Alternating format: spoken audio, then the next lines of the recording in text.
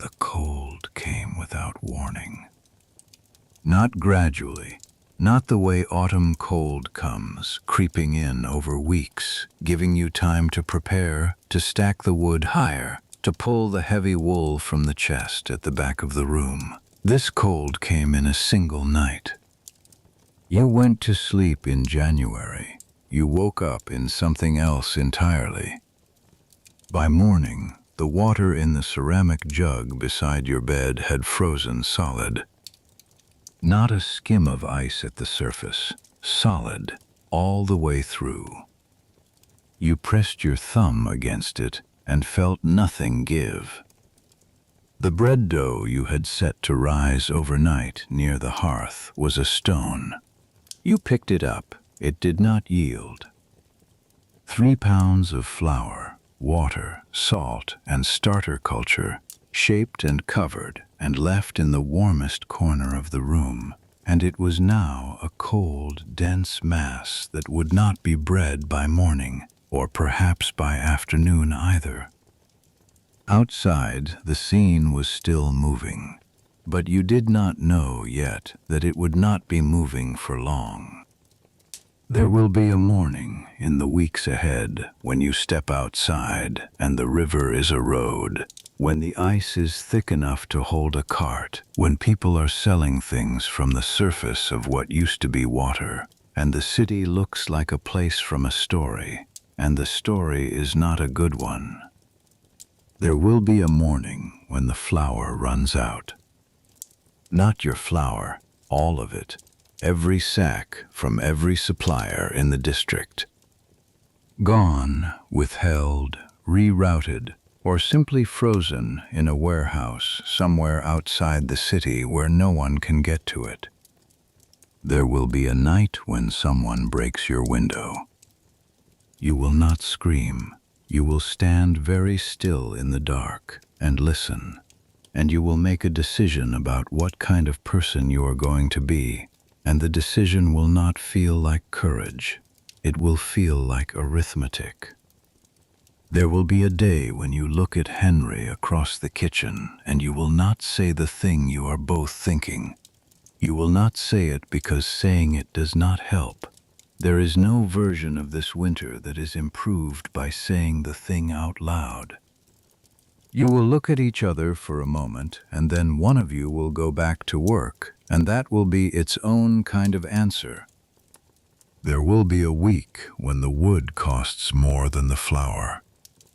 When heating the oven to bake the bread costs more than the bread is worth. When you will stand in front of the storeroom doing the arithmetic of which problem to solve first, the fuel problem or the flour problem, knowing that each one feeds the other, that you cannot have bread without heat, and you cannot afford heat without selling bread, and the circle of it tightening. There will be a child at the door who is not Elise. Just standing there, not asking, just there. There will be a morning when you count the people who are no longer there. The neighbor across the lane who used to argue about the price of onions. The old man who sat outside the cooperage on mild days. The woman from the washing house who never remembered your name but always nodded. They will simply be absent, the way a tooth is absent after it has been pulled. The space where they were more present than they ever were when they stood in it.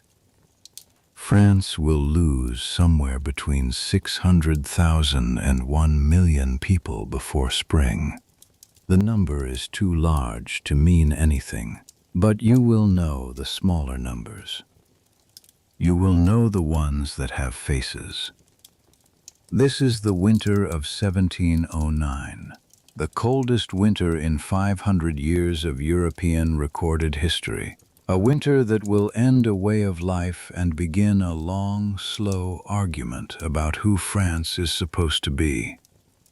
You are a baker's wife in Paris. You know how to make bread from almost nothing. You are about to find out what nothing actually means. This is quiet history at bedtime. If this is your kind of story, a subscribe means everything right now. Every detail in this story comes from the historical record. Just relax and feel free to let this play as you drift off to sleep. Now, let us begin. Your name is Marguerite. You are 34 years old. You have lived in the same 3 rooms above the same bakery on the same narrow lane in the Saint Marcel quarter of Paris for 11 years, since the week after your wedding, when your husband Henri carried 2 sacks of his tools up the stairs and set them down in the corner and said, "This is where we live now." And you looked at the low ceiling and the single window and the smell of old plaster and wood smoke, and you thought, yes, this is exactly where we live now, and you were not unhappy about it. Henry is a baker. He has been a baker since he was 9 years old, when his father put him to work in the family operation in Chartres, 60 miles south of Paris, and taught him everything about flour and water and time and heat. He is not a large man, but his forearms are very thick and his hands are dusted white in the mornings, no matter how carefully he washes them. And you have long since stopped noticing the flour the way you stopped noticing the smell of the yeast starter that lives in a clay pot near the hearth, which you feed every 2 days as though it were a small animal, because in a sense it is. You have 1 daughter. Elise is 8 years old. She has her father's eyes and your stubbornness, which is the correct distribution of traits for surviving in this city. The bakery is small. There is 1 oven, a large stone construction that takes up nearly a quarter of the ground floor and must be heated for 2 hours before it is ready for the first batch. Henry fires it before dawn. The wood is stored in a lean-to behind the building. The flour comes from a supplier in the Halles district, delivered by cart twice a week when deliveries are happening. The bread you make is pain de ménage, household bread, the dark, dense loaf that is the foundation of every meal in this quarter. Not the fine white bread of the better neighborhoods. That bread requires bolted flour, which costs more than you can reliably charge. Your customers are craftsmen, washerwomen, day laborers, small tradespeople. They do not want white bread. They want bread that fills. A loaf weighs approximately 2 pounds when it comes from the oven. You sell it for between 1 and 2 sous, depending on the week and the price of the grain. In a normal week, you sell 40 to 60 loaves a day. In a good week, more. Henry bakes. You sell. You keep the accounts. You manage the flour supply and the wood supply and the relationship with the supplier. A man named Gervais, who is not particularly honest, but is reliably present, which matters more. You live in the Saint Marcel quarter, which sits on the south bank of the Seine, southeast of the center of the city. It is not a wealthy neighborhood. The streets here are narrower than in the better quarters, and the buildings press closer together, and in summer the smell from the tanneries along the Bièvre River comes up through the lanes and settles into everything, the walls, the furniture, the clothes you hang to dry. In winter the smell is less, which is one of the few advantages of cold weather. The people here are working people. They work with their hands and their backs, and they are paid for the specific thing they do, by the piece or by the day. And when the thing they do is not needed, they are not paid. There is no reserve for most of them. There is this week and then next week. And if next week is worse, you manage it when next week comes. This is Paris in January of 1709. The city has approximately 500,000 people. It is the largest city in Europe outside of London, and it is, in almost every material sense, a machine for processing grain into bread. Bread provides somewhere between 70 and 80% of the calories consumed by working Parisians. Not bread alongside other things. Bread as the primary thing, the thing around which everything else is arranged. A working man in this quarter eats between 2 and 3 pounds of bread a day. That is not an exaggeration. That is survival arithmetic. When bread is available and affordable, people are fed. When it is not, they are not.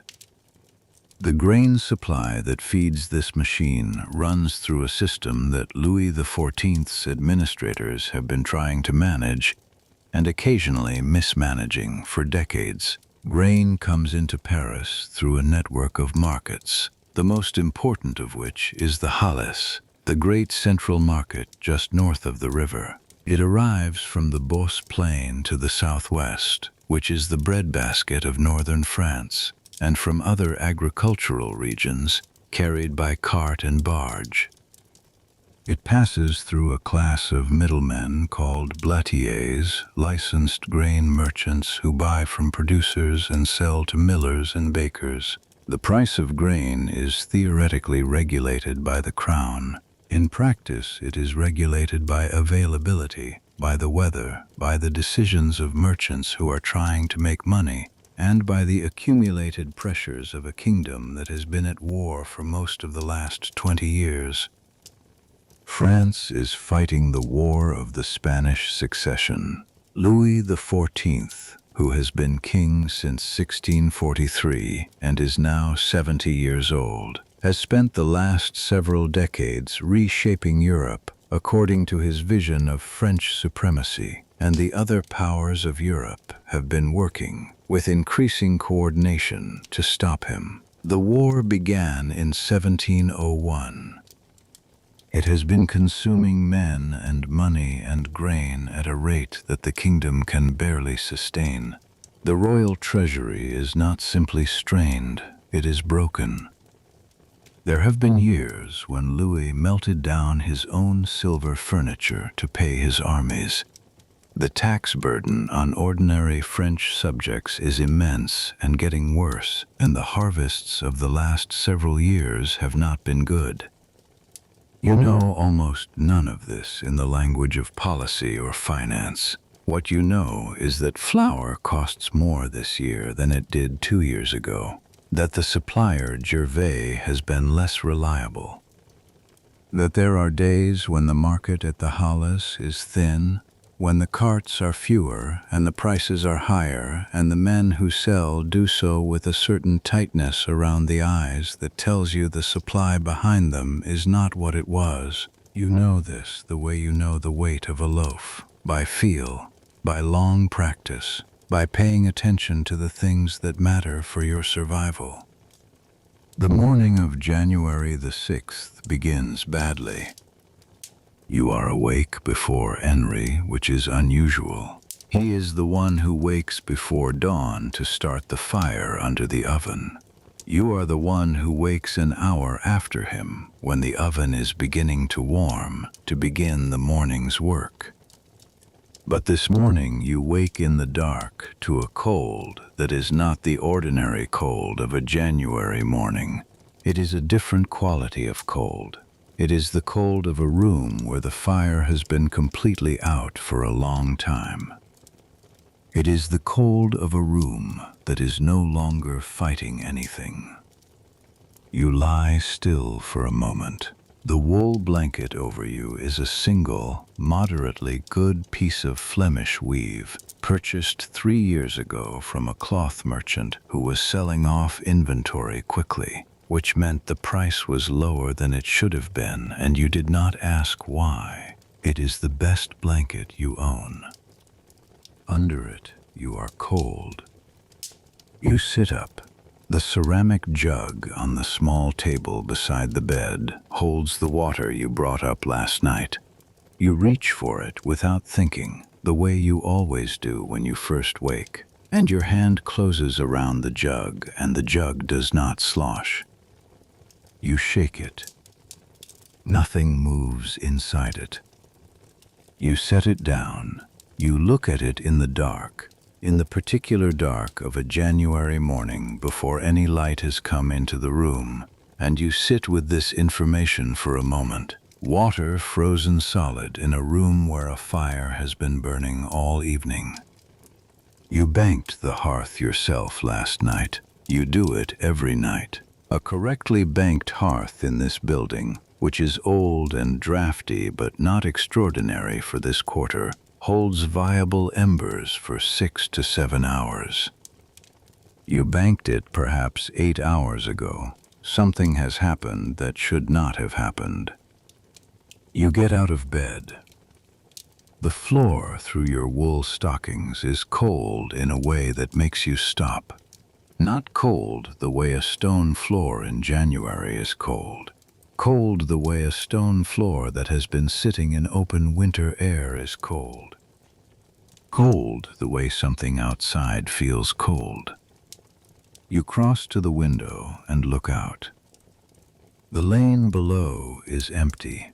The sky above the rooftops is the flat, dark gray of very early morning, and there is no snow. The air is clear, but the cold coming through the imperfect seal around the window frame is immediate and sharp, and it catches in your throat when you breathe in.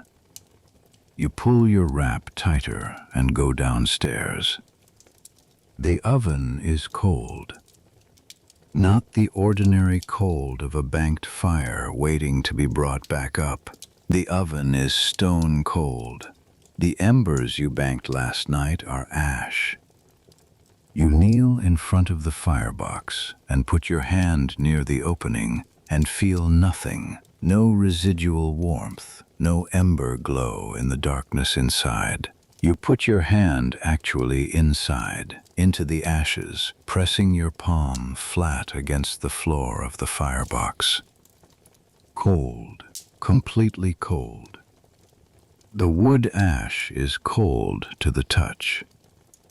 You have been banking this oven for 11 years. You have never found it completely cold in the morning. The thermal mass of the stone itself holds warmth for hours. The fact that it is cold now means the temperature outside has dropped far enough and fast enough to pull all the warmth from a several 100-pound stone construction overnight. You stand up. Henri is still asleep. He will need to be woken in, you estimate, 20 minutes, when you have started a new fire and the kindling is well caught. But first you need to find out how cold it actually is. You go to the small instrument on the wall near the back door. It is a thermometer, a glass tube of colored spirit mounted on a wooden backing, acquired 2 years ago from a scientific instrument maker on the Rue Saint-Jacques who was clearing out a damaged shipment. Henri thought it an unnecessary expense. You thought it was information, and information about temperature matters when your livelihood depends on getting dough to the right temperature at the right time. You bring the candle close. The spirit has contracted to a point on the scale that you have never seen it reach. You look at it twice to be sure. The temperature inside your bakery is below the freezing point of water.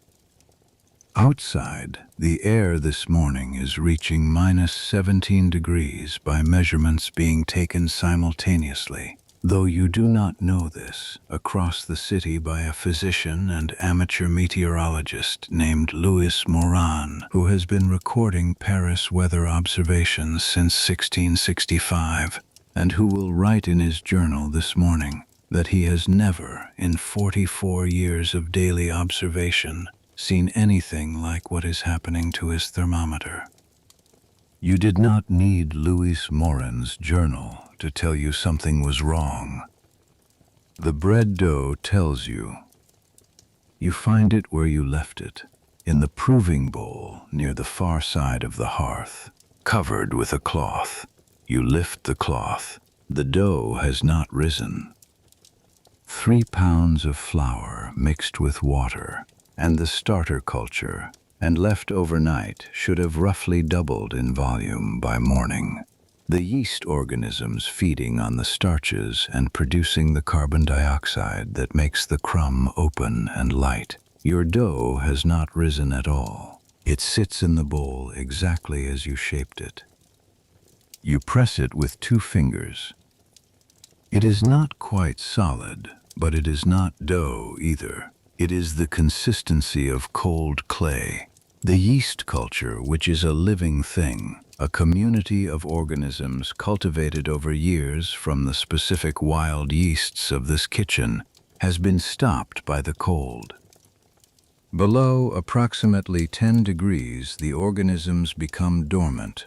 Whatever temperature the kitchen reached overnight was enough to arrest fermentation entirely. You cover the dough again and move it as close to the hearth as you can manage. You will need to restart the fire, bring the temperature back up, and wait. The yeast will recover as the temperature rises. It is resilient. It has survived cold before. But the wood. You go to the back of the ground floor, where the door to the lean-to is, and you open it, and you go out into the cold. The cold hits you in the face like a palm. It is not wind. There is no wind. It is simply the air, which is at a temperature the air here in January is not supposed to reach, and it is immediate and total. Your breath comes out as a thick cloud. Your eyes water instantly. The woodpile is covered with a canvas weighted down at the corners with stones. You pull back one corner. The top layer of split logs is dry. You grab 2 armloads and bring them inside. On your second trip, you notice that the small water trough you keep outside for the occasional delivery horse is solid ice all the way to the bottom. Back inside, you work quickly. The kindling is dry and catches on the 3rd strike of the flint. You coax the small flame carefully, adding progressively larger pieces, watching the fire establish itself. This takes 12 minutes. The fire in a properly built stone oven takes a particular patience. You cannot hurry it. You add wood. You wait. You add more wood. The oven will not be ready for 2 hours at minimum, and Henri is still asleep, and the dough is still cold clay, and outside the cold sits on the city like something that has decided to stay. Henri comes downstairs to find you on your knees in front of the firebox. He says nothing immediately. He takes in the cold oven, the fire just starting, your face in the firelight, and he understands in the shorthand of 11 years of marriage that something is wrong in a way that is not a small wrong. You tell him about the thermometer. He goes and looks at it. He comes back. He looks at the dough. He says, "How long do we have?" You tell him the fire will be ready in 2 hours. The dough will need another 2 to 3 hours to recover and prove once the kitchen is warm enough. First bread will not be out of the oven until mid-morning at the earliest. In a normal week, you have already sold a dozen loaves by mid-morning. He nods. He goes to put on his heaviest coat. He says he is going to check on the wood supply and see about the water. You say the trough outside is solid. He says, "I know." He goes out. You stay at the oven. While you wait for the fire to build, you think about the flour supply. You have 1 full sack of bread flour in the storeroom at the back, plus perhaps a quarter of a second sack. That is enough for approximately 2 days of normal production at the volume you have been running. Gervais is supposed to deliver on Thursday, which is 3 days away. In a normal week, this is not a problem. In a normal week, you carry a comfortable margin. But normal weeks do not begin with frozen water jugs and cold ovens. You get up and go to the storeroom and lift the full sack. It is approximately 50 pounds of dark rye and wheat blend. The mixture you use for household bread, coarse enough to be affordable, fine enough to bake properly. You press it. It is stiff, colder than it should be, but not frozen. The flour itself will not freeze at these temperatures, but if the mill that grinds it is also cold, if the delivery routes are also disrupted, if Gervais is having his own problems with his suppliers, the number of days until your flour runs out could be shorter than you have planned for. You set the sack back down. 2 days of flour, 3 days until the scheduled delivery, a gap of perhaps 1 day that you will need to manage. This seems, standing in your storeroom in the cold early light, like a manageable problem. You do not yet know how wrong this assessment is. Henri comes back inside. His eyebrows have frost on them. He says the water barrel in the lane is frozen. He says the baker 2 doors down, old Marcel, has not lit his oven yet either.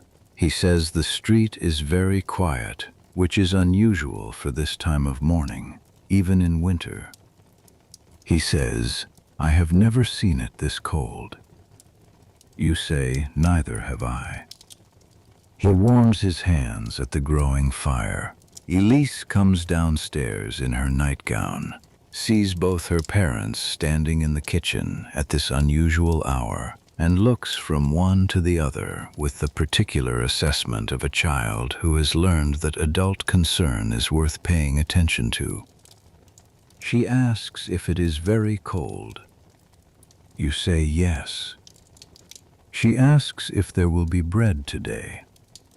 You say yes, later than usual, but yes.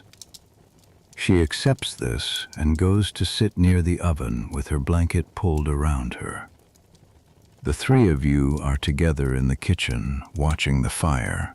Outside, at this same moment, the temperature continues to drop. Louis Morin, on the other side of the city, is writing numbers in his journal that he will later describe as the most extraordinary he has ever recorded. The Seine, moving fast under the Pont Neuf, is beginning, at its slowest points near the banks, to form the first thin skin of ice at its edges. The vineyards outside the city, the famous ones in Champagne and Burgundy, are entering a cold that will kill the roots. The winter wheat in the fields of the Beauce, which is supposed to be sleeping under its protective snow cover, has no snow cover this year, and the roots are exposed to open air at temperatures they cannot survive. None of this is visible from your kitchen. What is visible is the fire, the oven beginning to warm, the dough still waiting, Elise sitting in her blanket, Henry at the table with his account ledger open in front of him, though he is not writing in it. The morning moves forward slowly. The oven reaches temperature around the 8th hour of the morning. You test it the way Henry taught you, with a handful of flour thrown onto the floor of the oven. If it turns brown in seconds, the temperature is right. The flour turns brown in the correct number of seconds. The oven is ready. The dough has recovered. Not fully. The rise is shallower than it should be. The crumb will be denser than usual, but it is alive again. The yeast organisms revived by the warmth, and it will bake. You shape the loaves, 8 of them from this first batch, and slide them in on the wooden peel and close the oven. 35 minutes later, the first bread comes out. It is not your best work. The loaves are slightly flat, the crust uneven from the inconsistent heat as the oven was still climbing to full temperature. But they are bread. They smell of bread. When you tap the bottom of the first loaf, it sounds hollow, the way a properly baked loaf sounds hollow. You set them on the cooling rack. Outside, you can hear the street beginning to move. Voices, feet on the cobblestones. The quarter waking into a morning that is unlike the mornings it knows. You put 4 loaves behind the counter. 4 are for the afternoon, or for tomorrow, or for contingency, depending on how the day goes. You open the door. The cold comes in immediately, a hard wave of air that makes the candle on the counter gutter and almost go out. You look out onto the lane. 3 people are already standing there, not customers waiting in the usual way, the patient shuffling queue that forms most mornings with the particular Paris patience of people who know the bread will come eventually. These 3 are standing very still, and they are looking at you, and one of them is a woman you know by sight from the washing house at the end of the lane, who has never in 11 years come to buy bread before the street sellers open. She says, "Do you have bread?" You say, "Yes, 4 loaves. Come in." She says, "I have been to 3 places already." You say, "Come in." The other 2 come in behind her. One is a man you do not recognize. One is an old woman wrapped in so many layers she appears nearly spherical, and she is shaking, a full body shaking that is not entirely cold. You sell the first loaf to the washing house woman. You sell the second to the man. The old woman counts her coins very carefully. She has enough. You give her the 3rd loaf. You say, "Hold it against your chest on the way home. It is still warm." She looks at you for a moment, and then she takes the bread and holds it exactly as you described, pressed against her chest with both arms, and she goes out into the cold. You have 1 loaf left on the counter. You close the door. Henri is already preparing the second batch. Behind him, through the door to the storeroom, you can see the flour sack, slightly less full than it was this morning. You look at the 1 loaf on the counter. You put it back behind the board. Not for sale. Reserve. Outside, the cold sits over Paris like a hand pressed flat, and the day is only beginning. The second batch comes out of the oven around midday, 8 more loaves. You put them on the counter. By this time, there are 7 people in the lane outside who have been watching through the window. You recognize 4 of them. The other 3 are people you have not seen before in this quarter, which means they have come from somewhere else. Which means the situation on their own street is, for some reason, worse than this one. You open the door, and they come in. The price you charge is 1 sou per loaf. Henri would like to charge more. He has said so once, quietly, while transferring the second batch to the cooling rack. You have said no, once, quietly, back. 1 sou is what bread costs. If you charge more than bread costs, you are doing something else. Henri understands this. He does not bring it up again.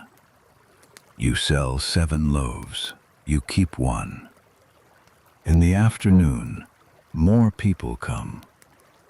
By the end of the day, you have baked 3 batches, 24 loaves in total, which is approximately half your normal daily production because of the late start and the slow dough. You have sold 20 of them. You have kept 4. Henri's ledger shows a normal day's revenue approximately, but the flour used is higher per loaf than usual because the cold dough absorbed less water and needed more flour to achieve the right consistency. The ratio is wrong. You are spending more to make less. That evening, after Elise is in bed and Henry is cleaning the oven tool, you sit at the kitchen table with the ledger and do the calculation. At today's consumption rate, the flour will last until the end of the day after tomorrow. Gervais delivers on Thursday. Between Wednesday evening and Thursday morning, there is a gap. You write this down. You look at it. Outside, the temperature has not risen. The afternoon brought no warming. The evening is, if anything, colder than the morning. Through the window, the lane is white with frost that has formed on the cobblestones themselves, not ice from water, but frost from the air condensing directly onto cold stone, which requires temperatures well below freezing sustained for an extended period. Henri comes and looks over your shoulder at the ledger. He says, "Gervais will come." You say yes. You both know this is not exactly what either of you is thinking. What you are both thinking is, what if he does not? You say nothing more about it. You close the ledger. You bank the fire very carefully, layering the ash over the last good coals with a precise attention you do not normally apply, because tonight, with whatever the air outside is doing, you need every possible hour of retained warmth. You go upstairs. You lie in the dark and listen to the building. Old buildings speak in cold weather. The beams contract, the plaster moves. The window frames settle in their openings. Your building is perhaps 150 years old, built in a period when this quarter was just beginning to consolidate around the tanneries and the small craftsmen who supplied the growing city. Its walls are thick. Its roof is sound. It has kept its occupants alive through many winters. But not a winter like this. You lie still and listen to the cold outside, and you think about flour. 3 days. 2 days. Whatever Thursday brings. Outside, somewhere down the lane, a dog barks once and then stops. The city is very quiet. This is the kind of quiet that means everyone is inside, everyone with something to be inside of. You close your eyes. The oven downstairs is banked. The dough for tomorrow is set. The flour is where it always is. Elise is breathing steadily in the room next door, her small, regular breath, which you can hear through the wall when the building is this quiet. You will think about Thursday when Thursday comes. For now, the fire holds. For now, the night is only cold, not impossible. Tomorrow you will open the door again, and there will be people in the lane, and you will sell bread at 1 sou per loaf, and the city will continue to turn on the wheel it has always turned on. Flour to bread to coin to flour, the same wheel your neighborhood has been turning for as long as anyone can remember. The wheel will keep turning. You are certain of this. You are almost certain of this. The cold has not moved from the glass. You do not move. You listen to your daughter breathing. The night deepens around the building like water rising. And somewhere under the ash in the firebox downstairs, the coals are still warm. They will be there in the morning. They will be there. You do sleep, eventually. The cold outside and the warmth of Henry beside you, and the sound of Elise through the wall, pull you under somewhere in the small hours. And when you surface again, the ceiling is the same flat gray it was when you closed your eyes. Then you realize the gray has changed. Not darker, different. The particular gray of a morning that has arrived without warmth, without the slow ambient lightning that means the sun is finding its way up. This is the gray of a sky that is open and dry and cold all the way through. Wednesday, the cold does not break.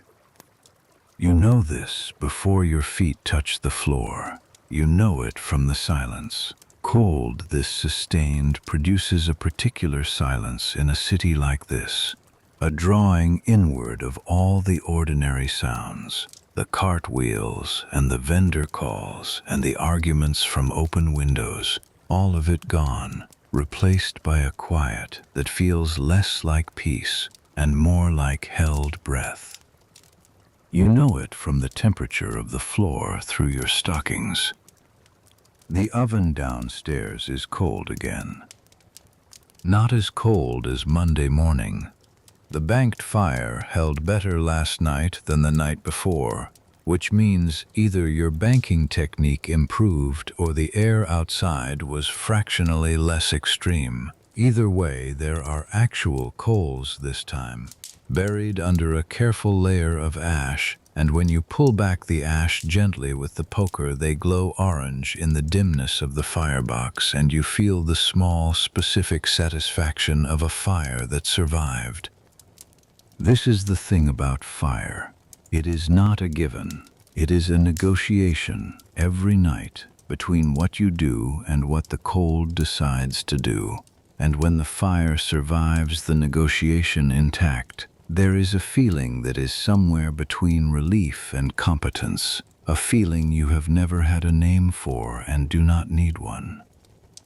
You bring the coals up carefully. You add kindling. You watch it catch. Henri comes down 14 minutes later. He looks at the oven. He looks at you. He says, "Better." You say, "Yes, better." He says, "Gervais today." You say, "Gervais today." Neither of you elaborates. The morning production starts an hour and a half later than it should, but earlier than yesterday. The dough from last night's proving has risen, not fully, but adequately, and the loaves you shape are closer to normal weight and closer to normal consistency.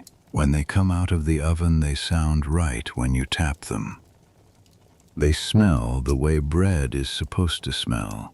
The yeast tang underneath the crust smell. The thing that makes a bakery and not just a room with a stone box in it. You pull the first loaf from the cooling rack and break it open. The crumb is dense, denser than usual. There are fewer of the irregular air pockets that mark a well-proved loaf, the structure that makes the bread hold together when you slice it, but gives it a slight spring when you press it. This bread will be heavier in the hand and chewier in the mouth. It will fill the stomach faster and stay there longer. In some ways, for the people buying it, this is not worse. A working man eating 2 pounds of bread a day can eat slightly less of this bread and stay fed. You note this in the ledger margins. Dense batch. Prove incomplete. Sell at standard price. The morning queue has already formed by the time you open the door. This is the part that changes overnight. Monday morning, you had 3 people at your door before you opened.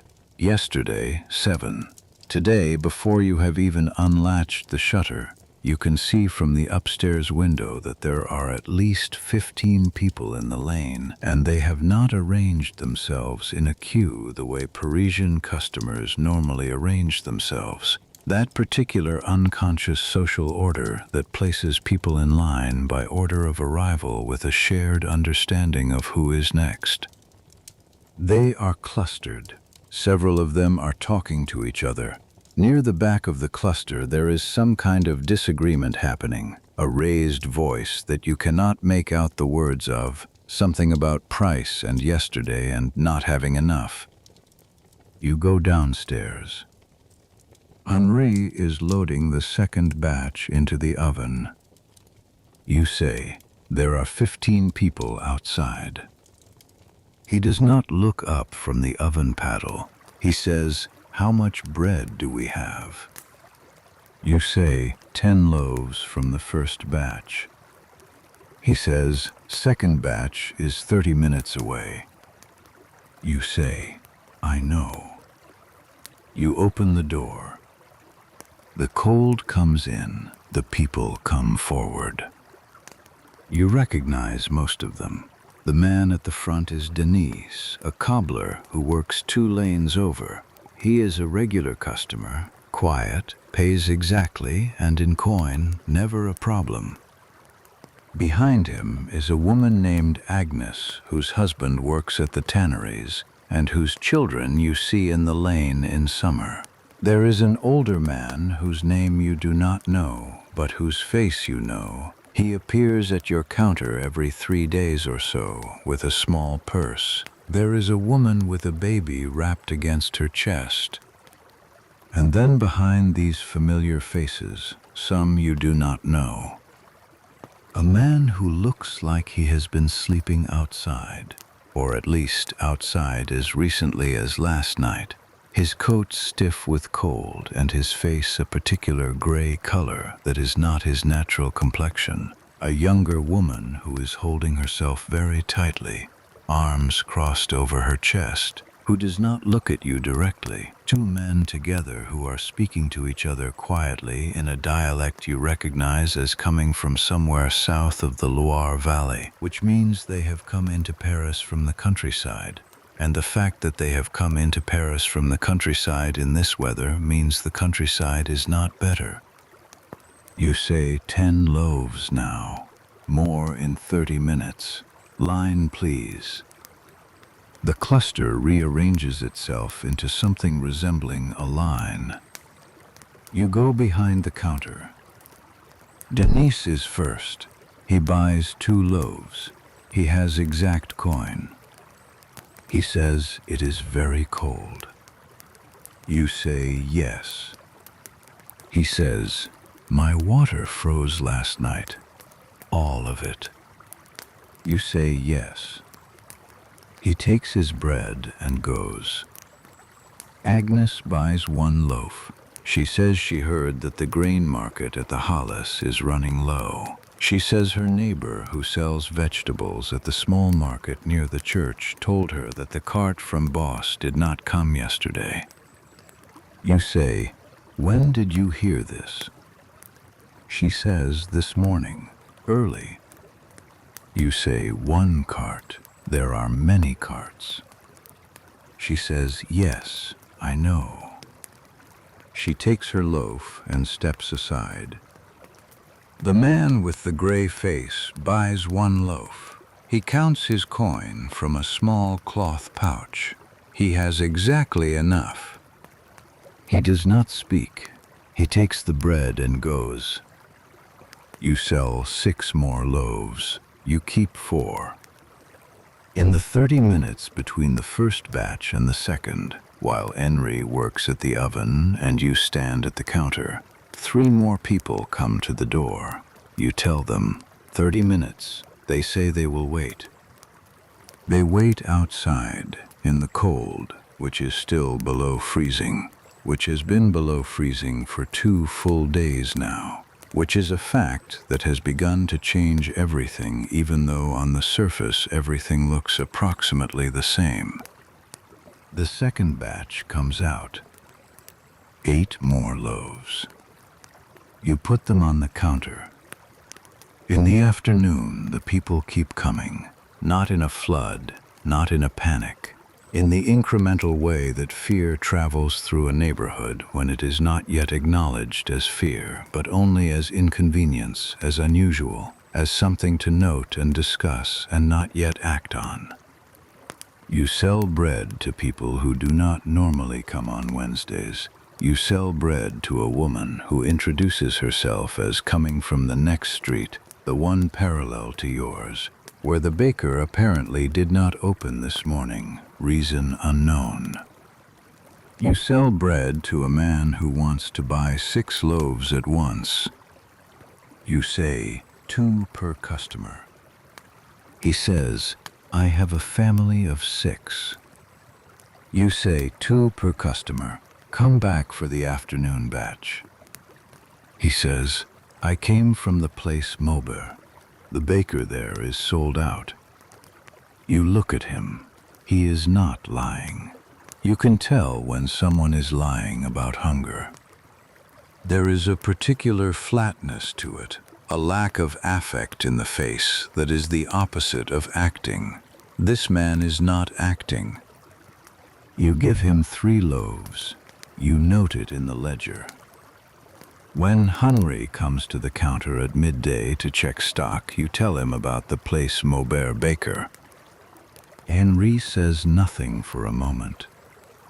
Then he says, "I am going to go see Gervais."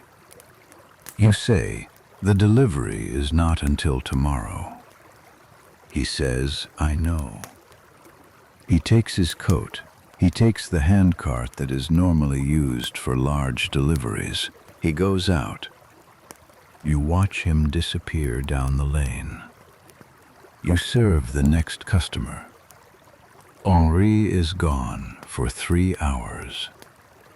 In those 3 hours you sell another 14 loaves, which is the remainder of the morning's production, plus the third batch that you manage yourself, loading and checking the oven alone, which you have done before but not often, because the oven paddle is long and heavy and requires a leverage technique that you know but that makes your back ache by the second batch. You manage it. You get 12 loaves into the oven. You pull them at the right time. They are not perfectly uniform, but they are bread and they are sound. The lane outside has quieted somewhat by the afternoon, but it has not emptied. There are almost always 2 or 3 people somewhere visible from the window, standing in the cold, not always clearly waiting for your shop specifically, but present in a way that feels different from the usual neighborhood foot traffic. An old woman named Clemence, who lives in the building on the corner, and who has come to your counter for as long as you have lived here, comes in at approximately the 2nd hour of the afternoon. She buys 1 loaf. She says, "Have you heard about the river?" You say, "What about the river?" She says, "It is freezing. The boatmen were talking about it this morning. They say the east channels are already solid near the banks. They say if it stays this cold another week, it will be solid all the way across." You say, "It has never been solid all the way across." She says, "Not in your lifetime." She takes her bread. At the door, she turns back and says, "My husband says it froze in 1684. He says it was different then. He says the one in 1684 broke slowly, and you could see it coming." You say, "And this one?" She says, "This one came in a night. That is all he says. It came in a night." She goes. The river. You think about the river. The Seine is the artery that carries Paris. It carries grain barges from the north and west, wine barges from Burgundy and beyond, timber, stone, coal, all the material of a city of 500,000 people, carried on the water by a class of river traders and barge operators whose entire livelihood is the movement of goods on moving water. A frozen river is not merely symbolic, it is a material catastrophe. A frozen river stops the barges. A frozen river means the grain that should be coming in from the storage depots along the river route cannot come. It means the supply chain for the Halles, already strained by whatever is happening with the carts from the Bios, is interrupted from a second direction at the same time. You are still thinking about this when Henry comes back. He comes in the back door, which is unusual. He sets the handcart down with a sound that tells you it is heavier than when he left. You go to the storeroom. There are 2 sacks on the cart, 50 pounds each, approximately. You recognize them as Gervais sacking, the particular stitching pattern of the flour supplier's standard bags. You look at Henri. He says, "I went to Gervais' warehouse. I told him I was paying now and taking now, and we would settle the Thursday delivery separately. He agreed." You say, "How much did you pay?" He tells you. You open the ledger. You look at the number. You look at the previous delivery price. The number Henry paid today is 38% higher per sack than the last delivery. You say, 38%. He says, "Others were already there when I arrived. 3 other bakers, all trying to take early delivery." Gervais said the price reflects current market conditions. I said I knew what his current market conditions were, and he said yes, so do you, apparently. You write the new number in the ledger. 2 sacks at this price, plus your remaining stock, perhaps a quarter sack. You have enough flour now for approximately 4 to 5 days of production at yesterday's volume. You say, "Did Gervais say anything about his supply?" Henri says, "He said his supplier in Etampes is holding stock. He said there are rumors that the Crown is going to try to commandeer grain stores for the military, and the merchants are holding rather than selling into a market that might be seized. He said he expects the situation to stabilize within 2 weeks. You say, and you believe him. Henri is quiet for a moment. He says, "I believe that he does not know. I believe that he is also afraid, and that the price increase is part fear and part opportunity, and that he cannot tell the difference between those 2 things right now." You put the ledger down. You say, 38% today. What is it in another week? Henri says, "That is the question." You say nothing. You look at the 2 sacks of flour on the handcart. You look at Henri. He says, "I am going to find out about the Halles tomorrow morning. First thing, before the baking starts. I want to see it with my own eyes." You say, "Take the small cart and go early, before the crowd." He says yes. He starts moving the flour to the storeroom. The sacks are heavy, and he lifts them with the particular practiced motion of a man who has been lifting sacks of grain his entire adult life. Low grip, drive from the legs, let the knees do the work. You go back to the counter. In the late afternoon, when the light through the window begins to go that flat gray of Paris winter at 4 o'clock, a young man comes to the door. He is perhaps 17. He is wearing a jacket that is not heavy enough for this weather. He has been running, or has been walking very fast because he is slightly out of breath. He says, "Do you have bread?" You say yes. He comes in. He has coin, not much, enough for one loaf. He pays. Then he says, "They are saying at the well that the baker on the Rue de Buffon is not going to open tomorrow." You say, "Which baker?" "There are two on that street." He says, "The large one, Bertrand's. They are saying he has no flour." You say, "How do they know?" He says his apprentice told someone at the well.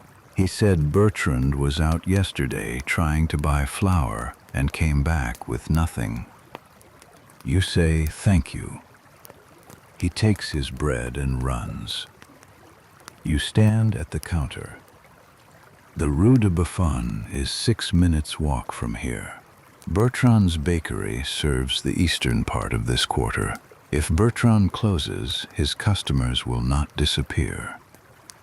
They will move to the next nearest source, and the next nearest source from Bertrand's is not far from you. You look at the bread behind the counter. 4 loaves remaining from today's production. You think, tomorrow. Tomorrow you will bake as early as the oven allows. You will make the maximum number of loaves the oven can hold in a day. You will keep a reserve. You will not tell anyone about Bertrand. You will simply be open and have bread and sell at the fair price and hope that Gervais' next delivery holds at something resembling today's price, and that the Halles is better than rumor suggests, and that Henri comes back from the market tomorrow morning with information you can plan from. You think about the woman with the baby who came this morning and bought 1 loaf and said nothing. You think about the man from the Place Maubert who wanted 6 loaves. You think about what Clemence said about the river. You go back to the oven and check it.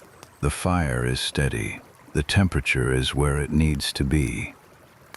You add 2 more pieces of wood, exactly sized, the kind Henri splits to a particular width that you have come to replicate automatically over years of watching and doing. The evening deepens. Henri comes through with the accounts from today, and you sit together at the table, your breath visible in the air of the kitchen despite the oven's warmth, which is wrong. The kitchen should be warm enough that you cannot see your breath, but tonight the cold coming through the walls is simply stronger than the oven. The numbers are 28 loaves sold, 6 kept for reserve or tomorrow's start. Revenue adequate. Flour cost up significantly. Net position tight, but not alarming. Henri says, "We are fine." You say yes. He says, "This will pass. It is cold, but it will not stay this cold." You say, "How long has it been this cold?" He says, 3 days. You say, "And before 3 days like this?" He says nothing. Elise comes down for her evening bread and broth. She sits between you and eats without speaking, the way she does when she is thinking about something. Then she says, "Marie-Anne is not at school today." You say, "Who is Marie-Anne?" She says, "She sits next to me. The teacher said she is not coming until it is warmer because her mother does not want her walking in the cold." You say, "That is sensible." Elise says, 4 people were not there today. The teacher says if more people are not there, she will not open either. You and Henry exchange a look over Elise's head. Elise says, "Is it going to be like this for a long time?" You say, we do not know. Cold like this does not usually last. She says, but this one might. You say, go to bed. She goes. You sit with Henry in the kitchen, with the accounts open, and the candle low, and the oven warming the room, to something you can live in, but not exactly to something comfortable. Henri says, I heard something at Gervais today. You say, what? He says, one of the other bakers, a man from the Saint Antoine quarter on the right bank. He said there were people fighting at a grain depot near the Porte Saint-Martin yesterday morning. He said there was a crowd, and the crowd started pulling at the gates, and the guard had to disperse them. You say, how many people? He says he did not know. He said it was not a riot. He said it was more like a lot of people in the same place, all needing the same thing at the same time. You say, that is what a riot is at the beginning. Henri says, yes. The candle gutters, you straighten it. You say, the price of flour going up, and the supply going uncertain, and the river potentially freezing. Those three things together. Henri says, yes. You say, how much of our coin do we have liquid? What can we buy? He tells you. You calculate. You could buy another 2 sacks at today's price, 4 more days of flour. You could spend what you have and be secure for 6 or 7 days, or you could hold back and be uncertain about day 4, day 5. You say, buy 2 more sacks, tomorrow after the Halles, whatever the price is. Henri says, if the price has gone up again. You say, then we pay the new price. We cannot bake without flour. We can bake without profit, but not without flour. Henri looks at you for a moment. He says, you are thinking this is going to last longer than 2 weeks. You say, I am thinking we do not know how long it is going to last, and that not knowing is the thing we need to plan for. He nods. He closes the accounts. He banks the fire. You watch him do it. The precise layering of ash that you have watched him do 1,000 times, the particular angle of the shovel, and the distribution of the covering layer. He is good at it. He has always been good at it. You think, this is the person who is in this with you, this specific person, with flower-white hands and a practical mind, and a way of banking a fire that means it almost always survives the night. You are not frightened. You are paying attention, which is the thing you do instead of being frightened. You go upstairs. Through the wall you can hear Elise breathing. She is already asleep, 8 years old, and she went to sleep quickly, the way children do when they have been cold all day and their body simply decides it has had enough and pulls them under. You lie in the dark. Outside, the cold is unchanged. There is no wind. There is never wind with cold this deep and still. There is just the absence of warmth, the absolute flat absence of it. The city pressed down under air that has decided to behave as air in this latitude is not supposed to behave. The scene at this moment has ice from both banks extending perhaps 8 feet toward the center, meeting in a channel of dark moving water between them. The channel is narrowing. In 3 more days, by Saturday, the channel will close. The vineyards of Burgundy are already dead, though no one knows this yet. The winter wheat in the Beauce is already dead. though the farmers will not be certain until March. The grain that is sitting in warehouses along the northern trade routes is sitting, not moving, held by merchants who are waiting to see which direction the prices go, which means the merchants believe the prices will continue to go up, which means the merchants believe this situation will persist, which is a different piece of information than what Gervais told Henri this afternoon about 2 weeks. You do not know any of this in this form. What you know is the number in the ledger. What you know is the face of the man who walked from the Place Maubert. What you know is the apprentice's words at the well about Bertrand's flour supply. You put these things together in the dark, the way you put numbers together in the ledger. You are good at this. You have always been good at this. The sum is more people needing bread tomorrow than today. The sum is the same amount of flour or less. The sum is this is not over. You turn onto your side. The oven below is banked.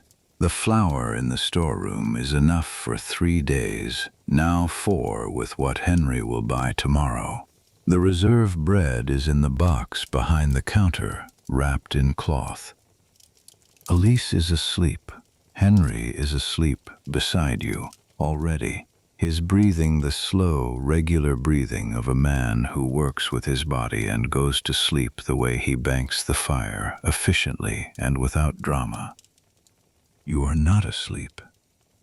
You are doing the arithmetic of the next day. 4 batches maximum from the oven in a day at this volume. 32 loaves, sell 24. Reserve 8, no, reserve 6, sell 26. No, reserve 8, sell 24. The reserve is not for you. The reserve is for the day after, when things might be worse and you have something to begin with. The reserve is for the gap between what you have and what people need. You close your eyes. The cold presses against every surface of the building. The beams settle. The plaster speaks its small language of expansion and contraction. In the lane outside, it begins to snow. Not heavily, a light fall. The kind that settles on the cobblestones without drifting, without wind to move it, just descending in the lamplight at the end of the lane in a slow vertical drift that covers everything in a thin white layer. Under the snow, the frost on the cobblestones. Under the frost, the stone itself. And in the buildings along the lane, in rooms like yours, and smaller and larger and colder and warmer, the people of this quarter doing what you are doing, which is lying in the dark and listening and doing the arithmetic of what tomorrow requires. Most of them will sleep before you. Most of them do not keep the accounts. You keep the accounts. The snow falls outside, fine and slow and silent. The oven holds its coals. Tomorrow Henry will go to the Halles before dawn, and you will start the fire and prove the dough and shape the first batch, and by the time the lane fills up there will be bread warm from the oven at the standard price at 1 sou per loaf, the same as it has always been. And then you will do it again and again until you cannot. Until then, the snow settles on the lane. The building breathes. The cold holds its position in the world like something that has decided it belongs here now. You are not asleep, but you are close. The bread is made. The fire holds. Tomorrow is not yet here. That will have to be enough. Sleep, when it finally comes, is the kind that does not feel like rest. It is the kind that is simply the absence of being awake, the body deciding on its own that the arithmetic can wait until morning, and pulling you under before you have agreed to go. You surface before Henri. This is unusual enough that when you open your eyes and register that his side of the bed is still warm and his breathing is still there in the dark beside you, you lie still for a moment just to be certain. He is asleep. The room is dark. The building is quiet in the way it gets in the very early hours. Not the quiet of people being inside, but the deeper quiet of people being asleep, the whole street given over to it. You get up without waking him.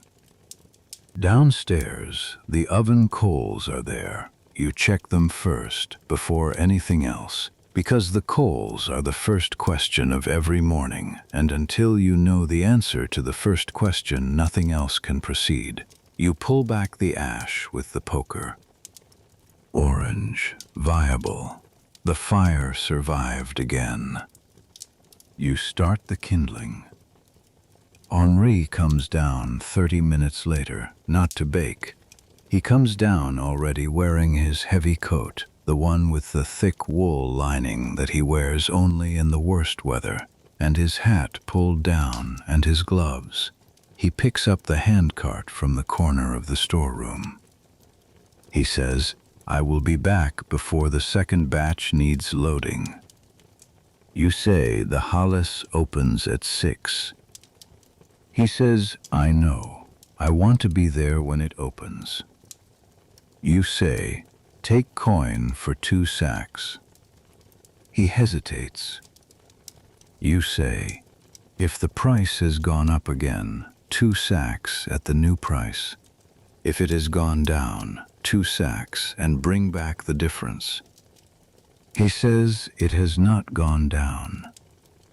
You say no, but take coin for 2 either way. He takes the coin from the tin on the shelf. He looks at you. There is something in the look that is not worry exactly, because Henri does not perform worry. He absorbs it and converts it into motion. But it is the look of a man who is about to go find out something he is not certain he wants to know. He goes. The door closes behind him. The cold comes in for a moment through the imperfect seal, and then recedes. You are alone in the bakery. This is not unusual. You are often here alone in the mornings, in the hour between when Henri starts the oven and when Elise comes downstairs, and in the hour in the afternoon between the lunch trade and the evening rush. You know the rhythms of this building without him in it. You know the sounds the oven makes as it heats, the particular creaking of the flue and the settling of the stone, and you know the sounds of the lane outside, the way the neighbor's dog starts before anyone else is awake, the way the bell from the church 3 streets over marks the quarter hours. But this morning the oven sounds different because you are listening to it differently. You are listening to it the way you listen to something you are afraid might stop. The first batch goes in at the 7th hour of the morning. 8 loaves. You manage the paddle alone, the long wooden arm of it, the leverage required to slide the loaves off the peel and onto the stone floor of the oven without disturbing their shape. You have done this before. It still makes your back ache by the 3rd or 4th loaf. You do it correctly. You close the oven door. Elise comes downstairs at the 8th hour. She takes in the empty kitchen, the absent father, the mother alone at the counter with the account ledger open. She says, "Where is Papa?" You say, "The market." She says, "Which market?" You say, "The big one. He will be back before midday." She accepts this. She sits at the table with her bread and her small cup of watered wine, which is what children drink in this city because the water from the public fountains is not to be trusted, and she eats without speaking. Then she says, "It snowed last night." You say yes. She says there is a lot of it. You say not a lot, some. She says, the lane is white. You look out the window. The lane is white. Yes, the thin layer from last night still there, which means the temperature did not rise enough overnight to melt even a centimeter of snow, which means it is still well below freezing out there, which is information you already had, but which the white lane confirms in a way that is somehow more real than the thermometer. The door opens. It is the washing house woman, the one who came on the first morning. Her name, you have learned over the past 2 days, is Paulette. She comes in and stamps her feet and blows on her hands. She buys 1 loaf. She says, "Is it true about Bertrand?" You say, "What about Bertrand?" She says that he is closed. You say, "I heard he was having trouble with flour. I do not know if he has closed." She says, "My neighbor went there this morning. The shutters are down." The neighbor knocked, and there was no answer. You say, "Then perhaps he is closed today." She says, "Or perhaps for longer." She takes her bread. At the door she turns and says, "There are people from his side of the quarter already in your lane. I saw them on my way here. You will have a long morning." She goes. You look at the lane through the window. She is right. There are already 7 people visible, and the first batch is not out of the oven for another 20 minutes. You go to the oven and check it. Temperature correct. You go to the storeroom and look at the flour. 2.5 sacks, approximately, counting what Henry took coin for. If he comes back with 2 more sacks, you have 4.5 days of production at current volume. If the volume increases because of Bertrand's customers coming to you, 4.5 days becomes 3.5. You go back to the counter. You say to Elise, "I need you to stay upstairs today." She says, "Why?" You say, "It is going to be busy and I need room to move." She says, "I can help." You say, "You can help by staying out of the way." This is not what you mean. What you mean is, there are more strangers than usual, and some of them are frightened, and frightened people are not always predictable. And you are 8 years old, and I would like you not to be here for whatever today becomes. But you do not say this because she is 8 and she is perceptive, and saying it would simply tell her to be afraid, which is the one thing you do not want to give her. She goes upstairs. The first batch comes out at the correct time. 8 loaves, sound, slightly dense from the cold dough, but adequate. You put 6 on the counter. You put 2 in the reserve box behind the board. You open the door. The 7 people become 9. They come in, 1 at a time, and you sell bread at 1 so per loaf, 2 per person, no exceptions. And by the time the 9th person has paid and gone, the counter is empty, and the second batch is 35 minutes from ready, and there are 4 more people at the door. You say 30 minutes, come back. 2 of them wait in the lane. 2 leave. Henry comes back at the 10th hour. He comes in the back door again. You hear the handcart. You hear him setting it down. You hear the particular sound of sacks being lifted, and you count the sounds, and there are 2, which means he bought 2 sacks. which means there was flour to buy, which is the first piece of information. He comes to the kitchen doorway.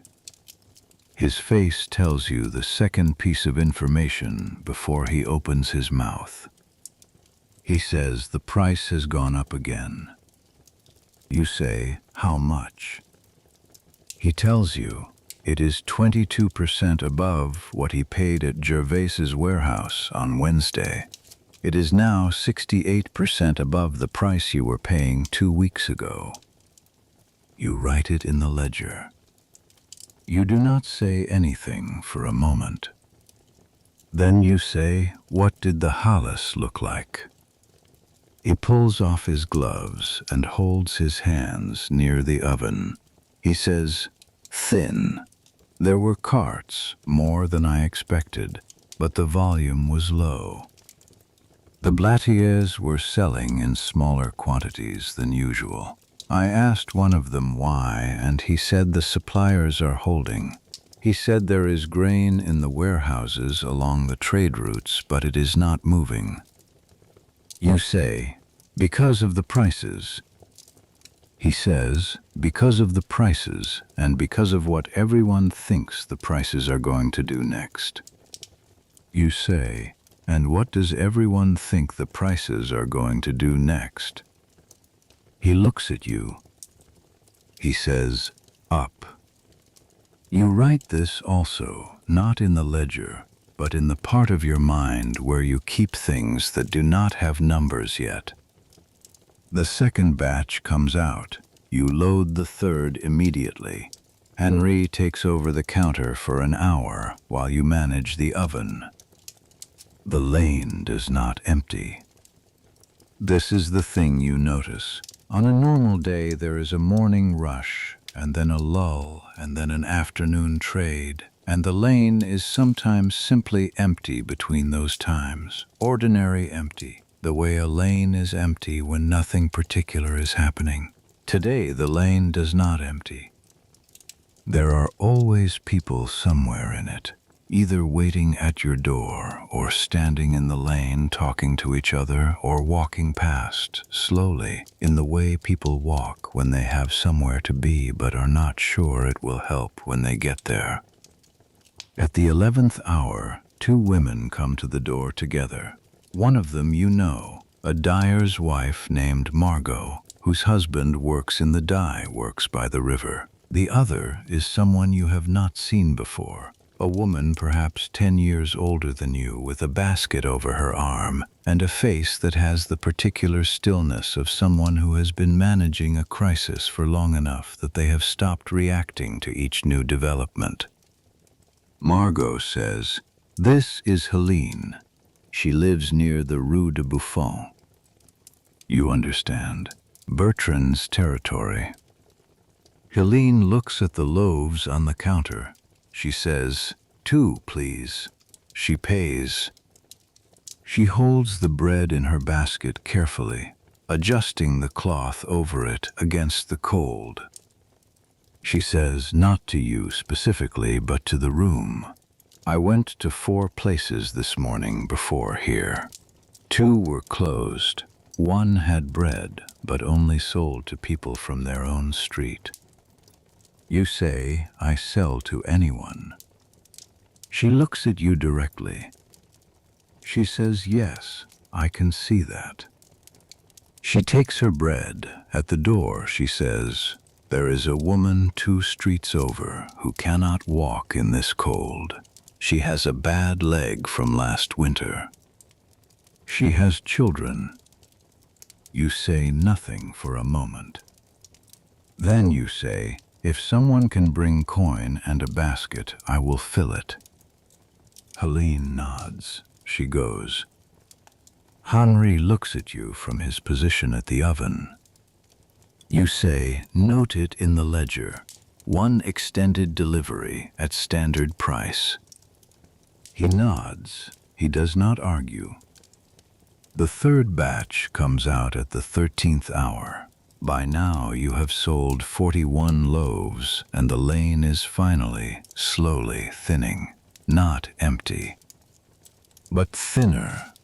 The people who came from Bertrand's quarter have, most of them, found bread somewhere, either here or from the smaller street sellers who occasionally appear with a few loaves carried under an arm.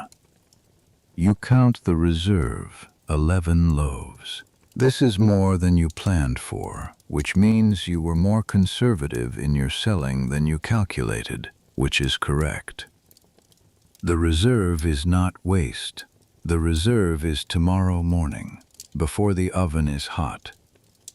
Elise comes downstairs at the 13th hour. She reads your face and decides not to ask about the morning. She sits at the table and does the small stitching work she has been assigned by the woman at the end of the lane who teaches sewing to the neighborhood girls, and she is quiet, and the kitchen is as close to ordinary as it has been all day. Henri says, "I am going out." You say, "Where?" He says, "I want to see the river." You look at him. He says, "Clemence's husband said Friday at the earliest. I want to see for myself." You say, "I will come." He starts to say something about the shop and then stops, because it is the 13th hour and the lane is quiet and Elise is here and the bread is made and the oven is cooling toward its afternoon bank. He says, "All right." You put on your coat. Your coat is wool, mid-weight, adequate for ordinary January cold. It is not adequate for this. You know this as soon as you step outside and the air takes your breath for a moment, a flat, cold pressure against your face and in your lungs that requires an adjustment before you can breathe normally. The lane is white and quiet under the thin layer of snow. The cobblestones are invisible under it. The frost underneath means the snow is dry and does not compress under your feet. It squeaks, a sound you have never heard cobblestones make before, the sound of snow too cold to pack. You and Henri walk toward the river. This takes 12 minutes from your door. The route goes down through the Saint Marcel quarter toward the Bièvre, then northwest along the smaller lanes that feed eventually into the broader streets leading to the left bank of the Seine. You know this walk. You have walked it in every season. In summer, the smell from the tanneries and dye works makes it unpleasant. In autumn, it is brown and gray and businesslike. In winter, it is usually just cold. Today it is something else. The streets are not empty, but they are wrong. The people moving through them are moving differently than people normally move through Paris streets, which is to say quickly and with direction and noise and the general pushing energy of a city that has 500,000 people in it and needs to get things done. Today people are moving slowly.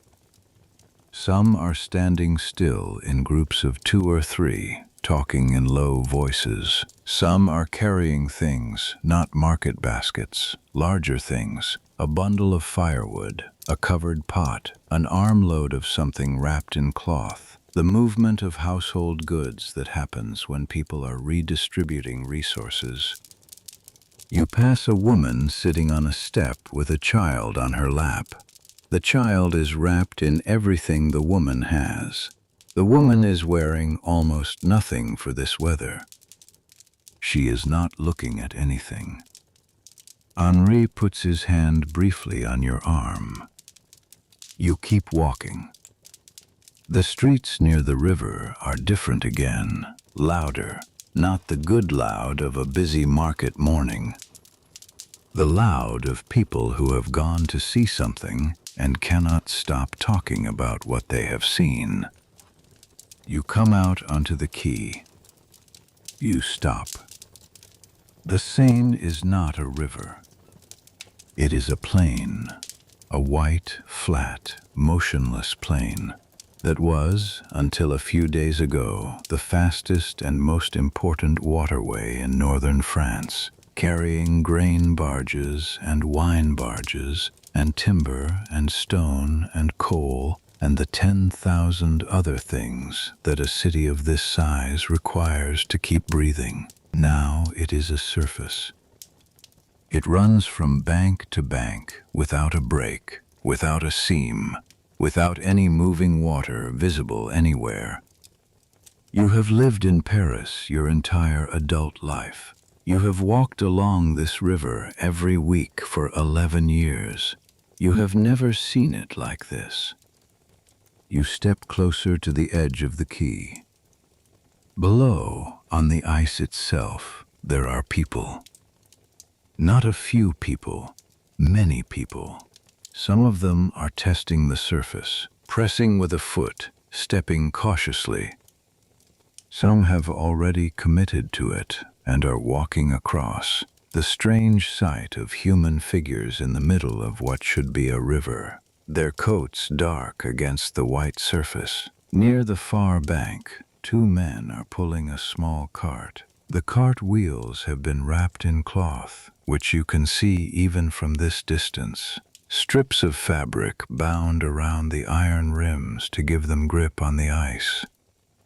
Near the left bank, perhaps 30 feet from you, someone has set up a small brazier on the ice and is selling something hot from a pot. Steam rises from it in a column in the cold air. A man next to you on the quay says to no one in particular, "They said it would never go solid. They said the current is too fast in the middle." No one answers him. The current was too fast, until it was not. You look at the river for a long time. Henri says quietly, "The barges." You say yes. He says, "When did the last one come through?" You say, "I do not know. Before this." He says, "The grain that was supposed to come by barge before the end of the month." You say, "Will not come by barge." He says, "No." You stand together on the quay. Below, the people on the ice are moving in their strange new geography, walking across what used to be water, and the brazier seller is doing a brisk trade in whatever he is selling, and the steam from his pot rises and disperses in the cold air above the river that is no longer a river. You have been holding in the back of your mind since Monday morning a picture of how this ends. A picture in which the cold breaks in a week or 10 days, the way severe cold usually breaks, and the river unfreezes, and the grain barges come through, and the price of flour stabilizes and then begins to fall, and the people in the lane go back to being customers rather than suppliants, and Bertrand reopens his bakery, and Elise goes back to school with a full class, and the winter finishes itself in the ordinary way. Standing on the quay, looking at the frozen river, that picture loses some of its certainty. You turn away from the river. You turn back toward the lane, toward the bakery, toward the counter and the ledger and the reserve box behind the board. Henri walks beside you. You pass the woman on the step with the child. She is still there. The child is asleep now, or at least has stopped moving, its face tucked into the woman's neck. The woman looks up as you pass. Her eyes are not asking for anything. They are simply open. You stop. You reach into your coat. You have coin with you, not much, the small amount you carry on your person for incidental purchases. You take 2 coins. You put them on the step beside the woman. She looks at them. She looks at you. She says nothing. You say nothing. You keep walking. Henri does not say anything about it. He walks beside you through the squeaking snow and the cold that has settled over this city like something permanent, like something that does not remember what it was like here before it came. You walk back through the streets. You count the people who look as if they are managing, and the people who look as if they are past managing. The second number is larger today than it would have been last week. You do not know by how much. You do not have a number for the second group. It does not have a number yet. You turn into your lane.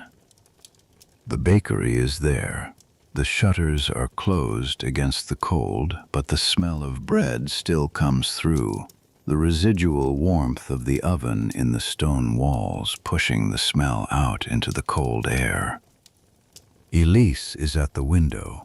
When she sees you, she disappears from it, and by the time you open the door, she is downstairs, and she says, "You were gone a long time."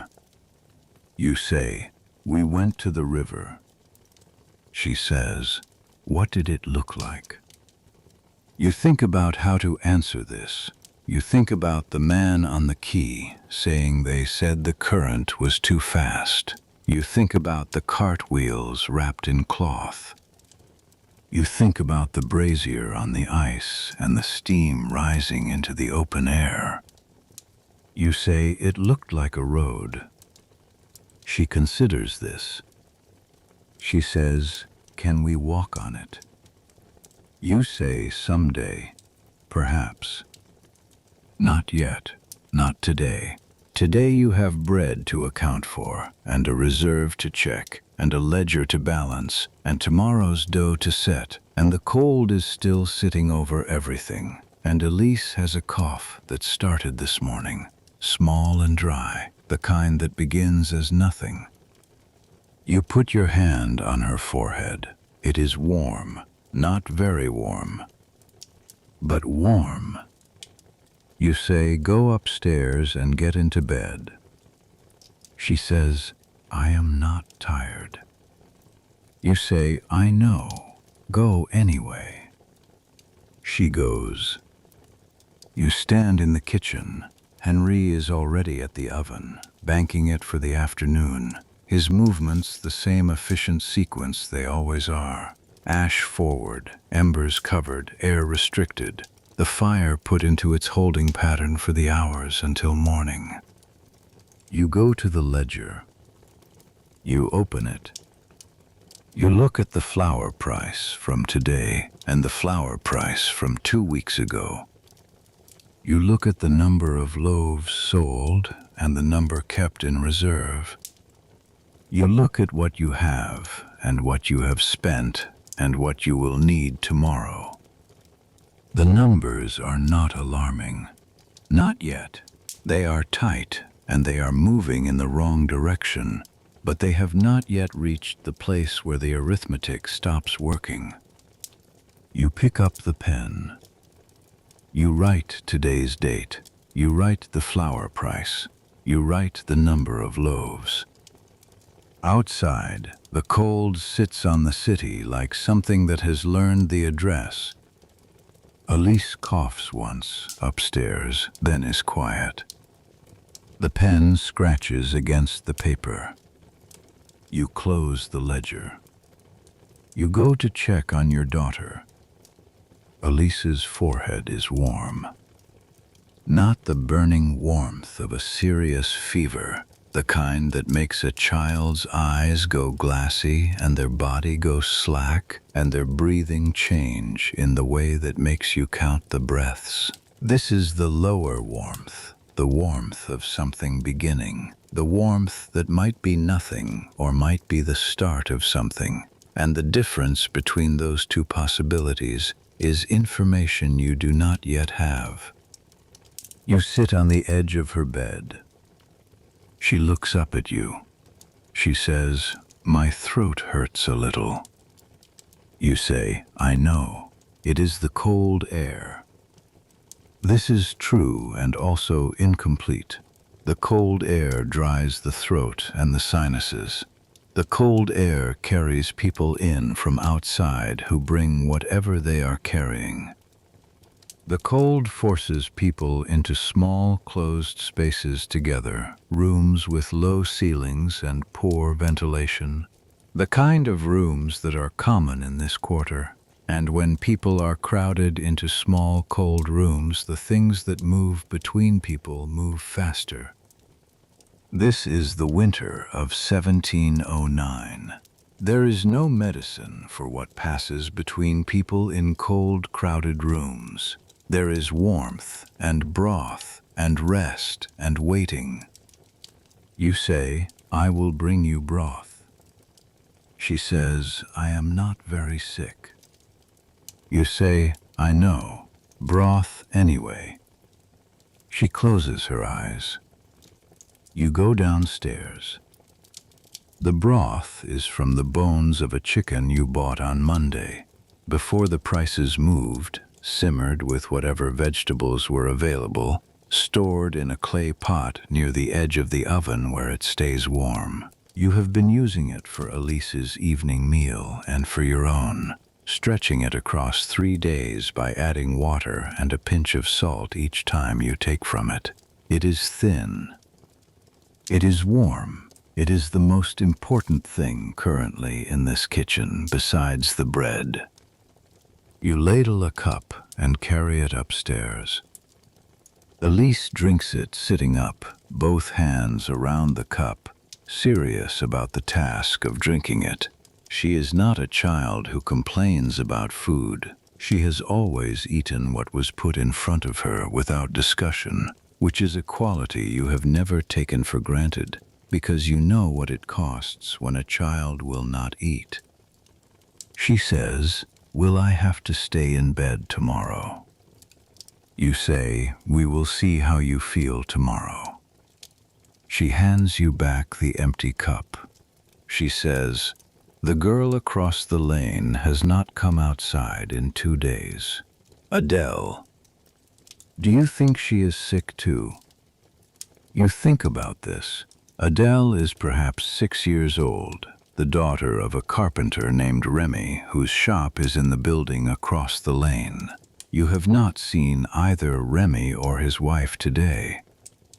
Now that Elise mentions it, you have not seen them since Tuesday. You say, "I do not know. People stay inside in this cold." Elise says yes, but Adele always comes outside. You pull the blanket up to her chin. You say, "Sleep." She sleeps. Downstairs, you tell Henry about Adele. He says, "I will check on Remy in the morning." You say yes. This is the thing that this cold does that you did not fully understand until now. It does not only stop the river and freeze the flour supply and drive people to your door for bread, it also makes it possible to simply not know. In summer, in autumn, the neighborhood is visible. People are outside. Doors are open. Sound travels. You know who is sick and who has had a child and who has lost one. You know because you can see and hear the ordinary evidence of living. In this cold, the doors are closed. The windows are shuttered. The streets are empty. People withdraw into whatever they have, and you cannot see them, and they cannot see you, and the distance between one building and the next, which is perhaps 20 feet of lane, becomes a distance that is not easily crossed. Remy's door is 20 feet away. It might as well be a mile. Henri goes to bed early. He says his back is bothering him, which it does when he has been managing the oven paddle alone for a full day. The repetitive strain of the long lever working on the muscles along his spine. You tell him to lie on his left side. He does. You stay at the kitchen table. The second candle is burning low. You have one more after this, which means you have perhaps 3 evenings of candlelight at current usage, and the chandler on the next street has been closed since Tuesday. Whether from illness or from supply problems or from simple fear, you do not know. You open the ledger. The accounts for Thursday look like this. You baked 44 loaves over 4 batches. You sold 37. You kept 7 in reserve. Revenue 37 sous. Flour consumed, approximately 14 pounds of the dark rye and wheat blend. Wood consumed, 3 armloads of split log, which at current wood prices represents approximately 6 sous of value, though you have not been paying market rate for wood because you bought ahead in November when Henri had the instinct to fill the lean-to beyond the usual level. That decision, made in November when there was no particular reason to make it other than Henry's general tendency toward caution, is now the difference between a manageable wood supply and a crisis. The lean-to behind the building has enough wood for perhaps 12 more days of baking at current volume. 12 days. You write this number down. You look at it. You look at the flour situation. With what Henry bought today, you have approximately 4 days of flour at current volume. The next delivery from Gervais is not scheduled until Monday. That is 4 days away. 4 days of flour, 4 days until the next delivery. The numbers align. On paper, you are holding. You look at the flour price again. You look at the trend. Monday, base price. Wednesday, 38% above base. Thursday, 68% above base. If the trend continues at this rate, Monday's delivery will cost twice what base was. You look at what is in the tin on the shelf. The coin you have liquid after today's purchases, after the flour, after the wood adjustment. If Monday's flour arrives at twice the base price, buying 2 sacks will take most of what is in the tin. That leaves almost nothing for the wood supply, for the household expenses, for contingency. You sit with this. The candle burns. Outside, no sound. The quarter is completely still. The snow from last night is still on the ground, which means the temperature has stayed below freezing for 2 full days now without a single hour of warmth sufficient to melt even a surface layer of snow. In the entire recorded history of Paris weather, stretching back through the meticulous observations of the natural philosophers of the Académie des Sciences, and further back through the parish records and the chronicles of monasteries, there are very few winters that have done this, very few that have held below freezing this steadily, this completely, for this long. Louis Morin, the physician recording temperatures daily on the other side of the city, is already writing in his journal that he believes what he is measuring is not an ordinary severe winter. He is writing that it is something of a different category. He does not have words yet for what that category is. He only has numbers. You have numbers too. The numbers say you are managing. The numbers also say the margin is thinner than it was 3 days ago, and 3 days ago it was thinner than it was the week before. You close the ledger. In the morning, before Henri goes to check on Remy, before the oven is heated, there is a knock at the door.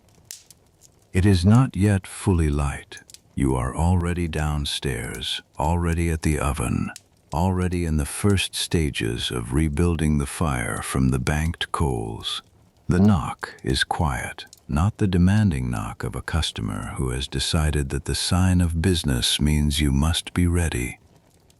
It is the knock of someone who is not sure they have the right to knock. You go to the door. It is Helene from Bertrand's quarter. She is standing with a basket over her arm and a young girl beside her, perhaps 12 years old, who is holding a small cloth purse. Helene says, "I am sorry to come so early. This is my granddaughter. I have sent her to you for the bread you mentioned yesterday." For the woman with the bad leg, you say, "The oven is not ready yet. Can she wait?" Helene says she will wait. The girl comes inside.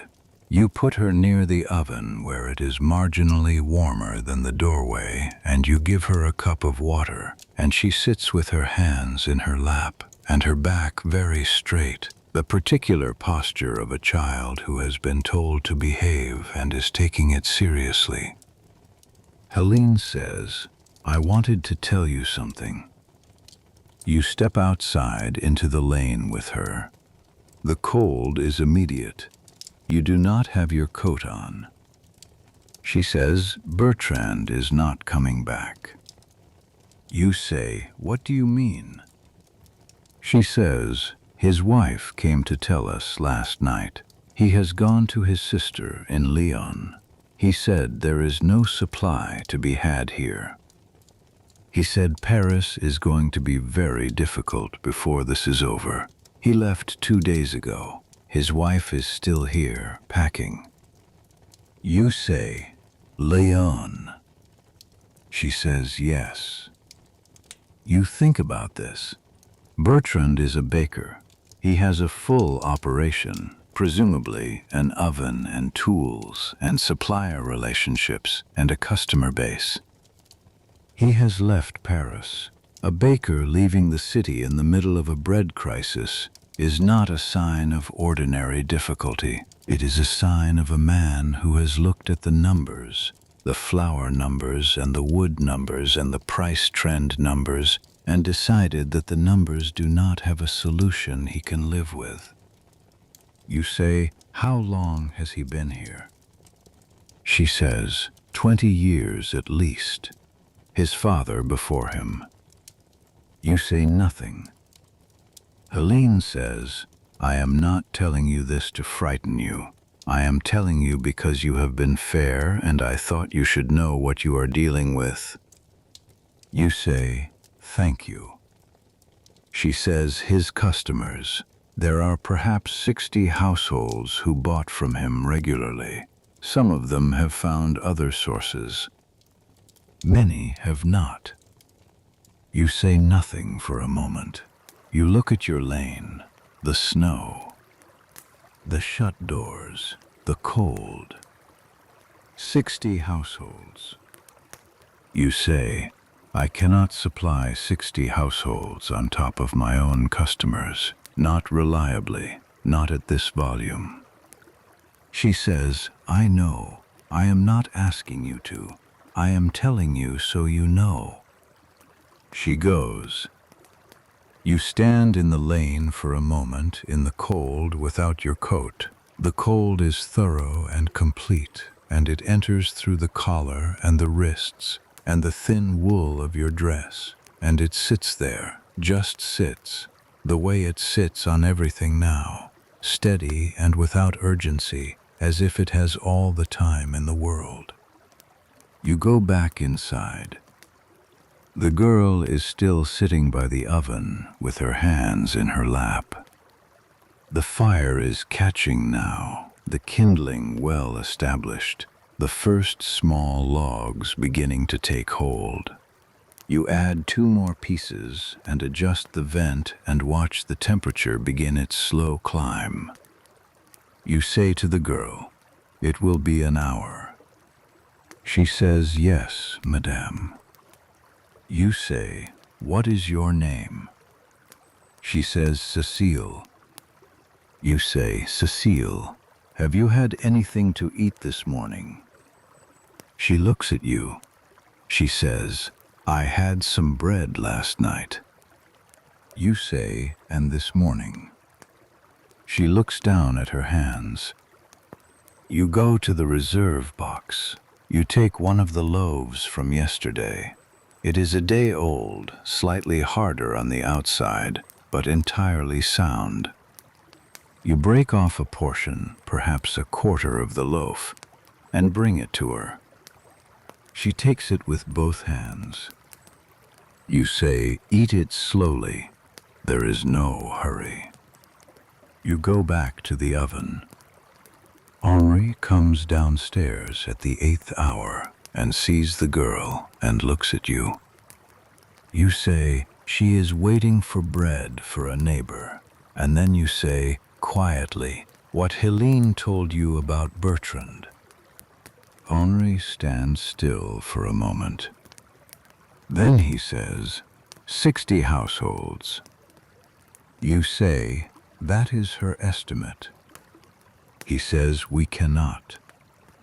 You say, I know. I told her that.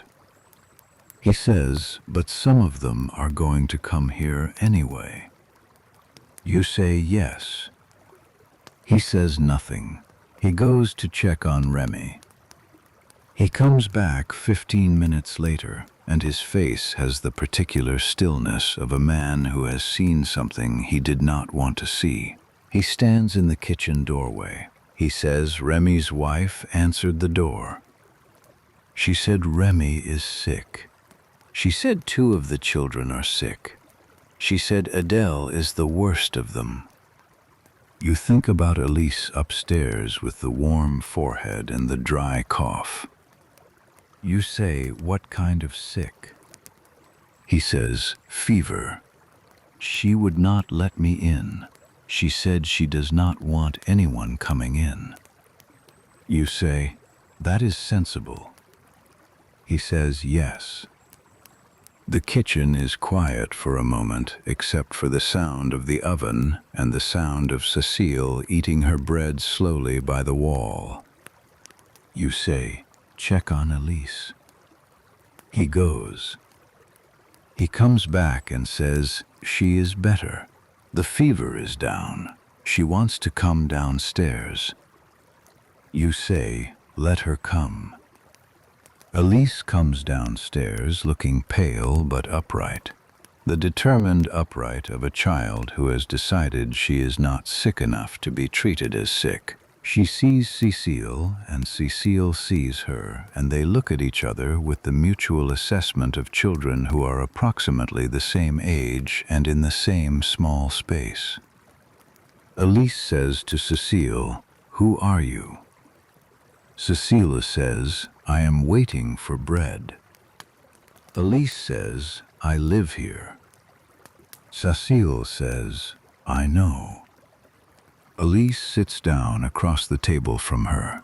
You hear them begin to talk in low voices, the particular quick whispered talk of children who have decided almost instantaneously to be in conversation with each other. You do not listen to what they are saying. You are at the oven. The first batch comes out at the 9th hour, 8 loaves. You put 3 on the counter. You put 2 in the reserve box. You put 2 in Cécile's basket, along with a portion of the remaining broth in a stoppered clay jar. You take the coin from the cloth purse Cécile holds out, and you give her back 2 coins, which is more change than she is owed, and you do not explain this. She looks at the change. She looks at you. She says, my grandmother said you were a fair woman. You say, go straight home. Do not linger. She goes, the basket over her arm, moving quickly up the lane in the cold. The morning proceeds. You sell bread. Henry manages the oven. Elise sits at the table and does her stitching, and occasionally goes to the window to look out at the lane. She reports on what she sees with the precision of someone who has taken on the role of observer without being asked. She says, 3 people came and went. She says the snow is still there. She says a cart came through, but it did not stop. She says the woman from the end of the building has a bundle of wood. Not much. She does not look like she has enough. You listen to all of this. At the 11th hour, a woman comes to the counter who is not from this quarter. You can tell because her clothes are better, not wealthy, not the clothes of someone from the better arrondissements, but better than the craftsmen and washerwomen who are your usual customers. She has a small servant with her, a girl of perhaps 15, who is carrying a basket. The woman looks at the bread on the counter. She says, "I want 6 loaves." You say, 2 per customer. She says, "I will pay 3 sous per loaf." You look at her. 3 sous is 3 times the standard price. You say, 1 sou per loaf, 2 per customer. She says, "I can pay more." You say, "The price is 1 sou. Take 2 loaves or take none." She looks at you with a particular expression you recognize, the expression of a person who is accustomed to money solving problems that it is failing to solve right now. She takes 2 loaves. She pays 2 sous. She leaves. Henri watches this from the oven. When she has gone, he says, "You could have taken 3 sous." You say, "If I take 3 sous from her, the next person who comes to my door who cannot pay 3 sous goes without bread." He says yes. You say, "That is not what this bakery does." He says, "No, it is not." He goes back to the oven. The afternoon is slower. You sell, you bank, you account. The reserve grows to 9 loaves by the end of the day. The flour is 2 days from running out. Monday's delivery, with Gervais or without, is 3 days away. The gap is 1 day. 1 day where you will have no flour and no delivery. You have been aware of this gap since Wednesday. You have been building the reserve precisely for this gap. 9 loaves will carry you through a half day of sales if the oven cannot run. If the reserve is still 9 loaves on Sunday night, you can open Monday morning with bread on the counter before Gervais even arrives. The gap is 1 day. The reserve covers it. You write this in the ledger. You look at it. You think about Bertrand in Lyon. You think about Remy's daughter with the fever. You think about the 60 households without a baker. You think about the river, flat and white and completely still. The oven cools toward evening. Henry banks it. Elise has fallen asleep at the table over her stitching, her head on her arms, her breathing regular and warm. You pick her up and carry her upstairs. She is heavier than she was last year. You notice this on the stairs, the weight of her, the specific weight of a child who is growing even when everything else is becoming less. You put her in bed. You pull the blanket up. You put your hand on her forehead. Cool. The fever is gone. You stand in the dark of her room for a moment. Outside, the cold sits on the city as it has sat for 5 days now, without pause, without softening, without any of the small oscillations that ordinarily mark even the harshest winters. The cold this year does not oscillate. It holds. It simply holds. Downstairs, Henri is at the table with the ledger. You go and sit beside him. You look at the numbers together. He says we are still managing. You say yes. He says the gap on Sunday. You say the reserve covers it.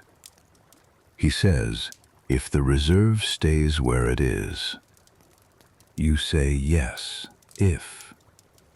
He closes the ledger.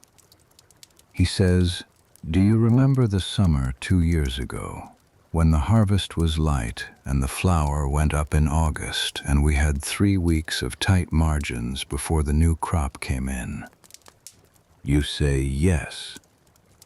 He says this is different from that. You say yes. He says, I want to say it is not, but it is. You say I know. He is quiet for a moment. He says, I think we should pull everything we can from Gervais on Monday. Pay whatever he asks. Fill the storeroom. You say, and if he asks a price that empties the tin. He says, then the tin is empty and the storeroom is full. Full storeroom means bread. Bread means money coming in. The tin can be refilled. You look at him. You say, and if after we empty the tin the price goes up again next week. He looks at you. Neither of you answers this. The candle burns between you.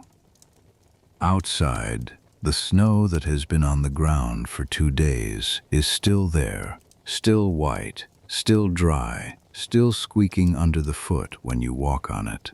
The temperature has not risen enough to change it in any direction. You say, buy everything he has on Monday, whatever it costs. Henri nods. You say, and check on Remy again tomorrow. He says yes. You say, and the wood, count it again tomorrow. He says yes. You say, and tell Elise she can go back to school on Monday if the cough is completely gone. He says yes. One by one you say the things and he says yes, and that is the evening. That is what Thursday becomes at its end. 2 people at a table with a ledger between them saying the things that need to be said and the other one saying yes, and the candle between them and outside the cold that will not move. You bank the fire. You check the reserve bread. You go upstairs. Through the wall, Elise is breathing easily. The fever is gone. She will be all right. The cold has not shifted from anything. You close your eyes. The night comes in around you, and it is cold, but the fire holds, and the bread is there, and tomorrow is still a day that can be managed. That is enough for tonight. That is enough. Friday is the day the cold announces itself as something permanent. Not in the temperature. The temperature has been telling you this since Monday. It is the city that announces it on Friday, the way a city announces things, not through any official declaration, but through the accumulation of small changes in the texture of ordinary life that add up to something you cannot ignore. The Chandler on the next street is still closed. You have passed it twice in the past 2 days, and the shutters have not moved. The fishmonger at the corner of the lane, who normally opens 6 days a week, and whose salt cod and dried herring are a staple of this quarter's diet through winter, has a sign on his door written in chalk, "No stock until further notice." The woman at the end of the building, who carries water from the public fountain every morning, is not carrying water because the fountain pipe froze sometime on Wednesday and has not thawed. The fountain pipe. You think about this while you are shaping the first batch of the morning. The public fountains are fed by a network of pipes that run under the city streets, carrying water from the aqueducts outside Paris that bring water in from the hills and rivers to the north and east. The pipes are buried, which usually means they are protected from ordinary winter cold by the insulation of the earth above them. The earth above a buried pipe in Paris is approximately 3 to 4 feet of packed soil and stone. For that soil to be cold enough to freeze the pipe inside it, the surface air temperature must have been sustained below freezing for long enough and deeply enough to drive the cold down through several feet of ground. You have been baking bread for 11 years. You know what dough temperature tells you about air temperature. You know what the oven thermometer tells you. You know what the water jug tells you. You did not know until now that the cold had gone that deep. You shape the loaves and put them to prove. The morning trade is different on Friday. Not different in the way Monday and Tuesday were different, where the difference was visible in the people, in their faces, in the way they moved. The difference on Friday is quieter and in some ways more alarming because of that. The people who come to buy bread on Friday come quickly and say little and take their loaves and leave. There is less of the lane conversation, the standing and talking that usually happens between customers who know each other, the exchange of news and complaint and neighborhood information that is as much a part of the morning queue as the transaction itself. People are not talking because they are thinking. You can see it in the pauses, in the way a woman will take her bread and then stand for a moment just inside the doorway before stepping back out into the cold, as if she is preparing herself, in the way a man will count his coin very carefully before handing it over, not because he does not know how much a loaf costs, but because he is doing a calculation in his head that extends beyond this transaction, adding up what he has and what he needs and how many more days of this there might be. You recognize this because you do the same calculation every morning at the ledger. You sell 22 loaves through the morning. You keep 10 in reserve. The reserve is now at 17. 17 loaves. At current daily sales volume, 17 loaves is most of one day's buffer. It is not much, but it is something, and something is what you have built it to be. Henri comes back from checking on Remy at midday. He stands in the kitchen doorway, and he does not say anything immediately, and you wait. He says, "Adele is worse." You say, "How much worse?" He says, "The wife would not let me in again. I could hear the child through the door. The cough has gone deep." You think about this. A deep cough in a child in a cold room in January. You think about what a deep cough in a child in a cold room in January can become, and you do not let yourself finish the thought, because finishing it does not help you and does not help Adele. You say, "Is there a physician in the quarter?" Henri says, "I asked. There is one who comes on Tuesdays and Fridays. He comes from the Hôpital General to do rounds in this quarter." You say, "Today is Friday." He says, "Yes. I left a message at the corner apothecary that Remy's family needs a visit." You say, "Good."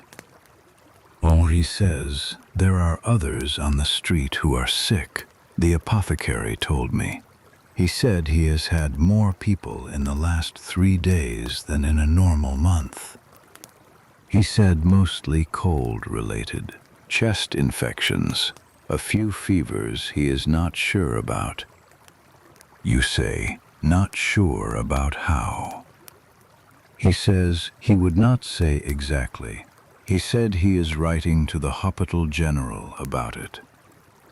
An apothecary writing to the Hospital General about fevers he is not sure about, in the second week of January, in a cold that has frozen the water pipes under the streets. You say nothing. Henri says, Elise is fine. I checked before I came down. You say, I know. She came downstairs this morning. The cough is almost gone. He says, good. He goes back to the oven. The afternoon passes in the rhythm that the week has established. Bread out of the oven, bread on the counter, bread sold, bread reserved, numbers in the ledger. You have fallen into the rhythm so completely that the individual transactions have lost their particularity. The faces blur slightly. The coins are the coins. The bread is the bread. It is only in the moments between, when a customer has just left and the next has not yet come, that you surface from the rhythm and see the situation whole. What you see in those moments is this. You are in the second week of a cold that has shown no sign of breaking. The supply chain for flour is strained and getting worse. The price of grain has increased by more than 60% in 8 days. The river is frozen and the barge traffic is stopped. 2 nearby bakers have closed. Your neighbor's child is seriously ill. The public water supply is compromised. An apothecary who has been serving this quarter for years is writing worried letters to the city hospital. And yet the bread is on the counter. And yet the oven fires every morning. And yet the numbers in the ledger, while tightening, have not broken. You hold both of these things at the same time, the way you hold the hot bread from the oven, carefully, aware of what it is and what it costs. The bread is on the counter. The numbers have not broken. That is what Friday is. You think about Bertrand in Lyon. You think about whether Lyon is warmer, whether his sister's house has a larger storeroom, whether he sat at a table somewhere in the south and looked at the same numbers you have been looking at, and reached a different conclusion. You do not blame him. The arithmetic he was doing is the same arithmetic you have been doing. The difference between his answer and yours is not courage or virtue or any quality you can claim.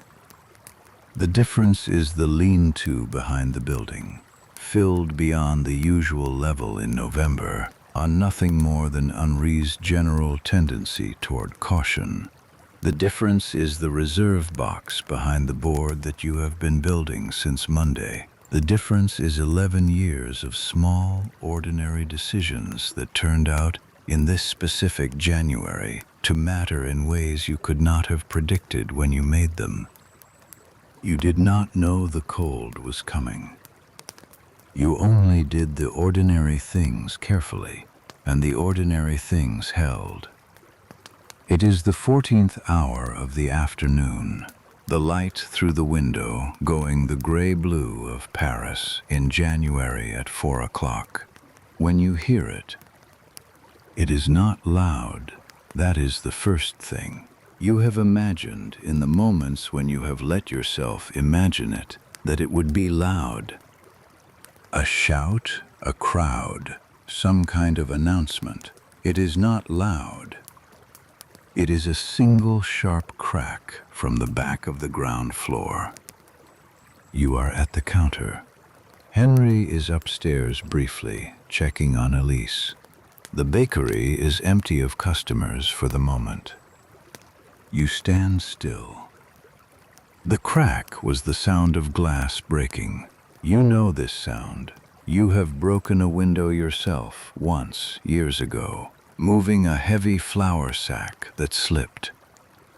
You know the specific register of it, the way it separates from every other sound a building makes. You do not move for a moment. Then you hear the sound of glass on the floor, not a cascade, a few pieces. And then, after the pieces, quiet. You reach under the counter. There is a heavy wooden mallet there, used for breaking up the large blocks of salt that come in compressed rounds from the market. It sits on the lower shelf where you put it 11 years ago when you first arranged this counter, and you have not needed it for anything other than salt in 11 years. And you pick it up now without drama, without hurry, the way you would pick up any tool you need for the task at hand. You go to the back of the ground floor. The small window at the back of the storeroom, the one that faces the narrow passage between your building and the next, is broken. The pane is gone except for the jagged edges around the frame. The cold air is coming through it directly, and on the floor beneath it there are pieces of glass and a stone the size of a man's fist. In the passage outside the window, you can see two figures in the near dark, young, boys, perhaps 15, perhaps younger. One of them has his hands on the sill and is looking at the window he has just broken, and at you standing inside it with the mallet. He does not run. This surprises you. You expected running. The boy looks at you, and you look at the boy, and the cold air moves between you through the broken window. He says, "We are hungry." He says it the way a person says a fact they have decided to stop being ashamed of. Flat, direct. Without apology, but also without aggression. Just the fact. You say, "I know." He says, "We have no money." You say, "I know." You look at him. He is wearing a jacket that is not a winter jacket. His hands on the sill are the hands of someone who has been cold for days. Behind him, the second boy has moved slightly further back into the passage, less committed to this or more afraid. You say, "Go to the front door." He says, "What?" You say, "Go around to the front of the building, the door on the lane. Knock." He stares at you. You say, "I am going to give you bread. Go to the front door." He looks at you for another moment. Then he pulls his hands off the sill and disappears from the window. You hear his feet on the cobblestones of the passage going around. You put the mallet down on the shelf. You go back through the ground floor to the front door, and you open it. The two boys are standing there. Up close, they are younger than you thought. 14, maybe. The second boy, the one who hung back in the passage, is shorter and is shivering visibly, a full-body shiver he is not able to control. You take 2 loaves from the reserve box. You hold them out. The first boy takes them. He holds them against his chest. Both of them, the way the old woman held hers on Monday morning, and the gesture is so similar that something in you notices it, the universality of the thing, cold bread held against a cold chest. You say, "Do not come back this way." He says, "We will not." You say, "If you need bread, come to the front door, in the morning when I open." He looks at you. He says, "We cannot pay." You say, "I know. Come in the morning." He nods once. He turns. The two of them walk up the lane, quickly now, not running but walking with purpose. with the particular energy of people who have just been given something they did not expect to receive. You watch them until they turn the corner. You close the door.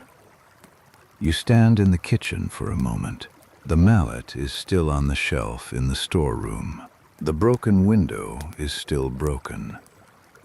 The cold is coming through it.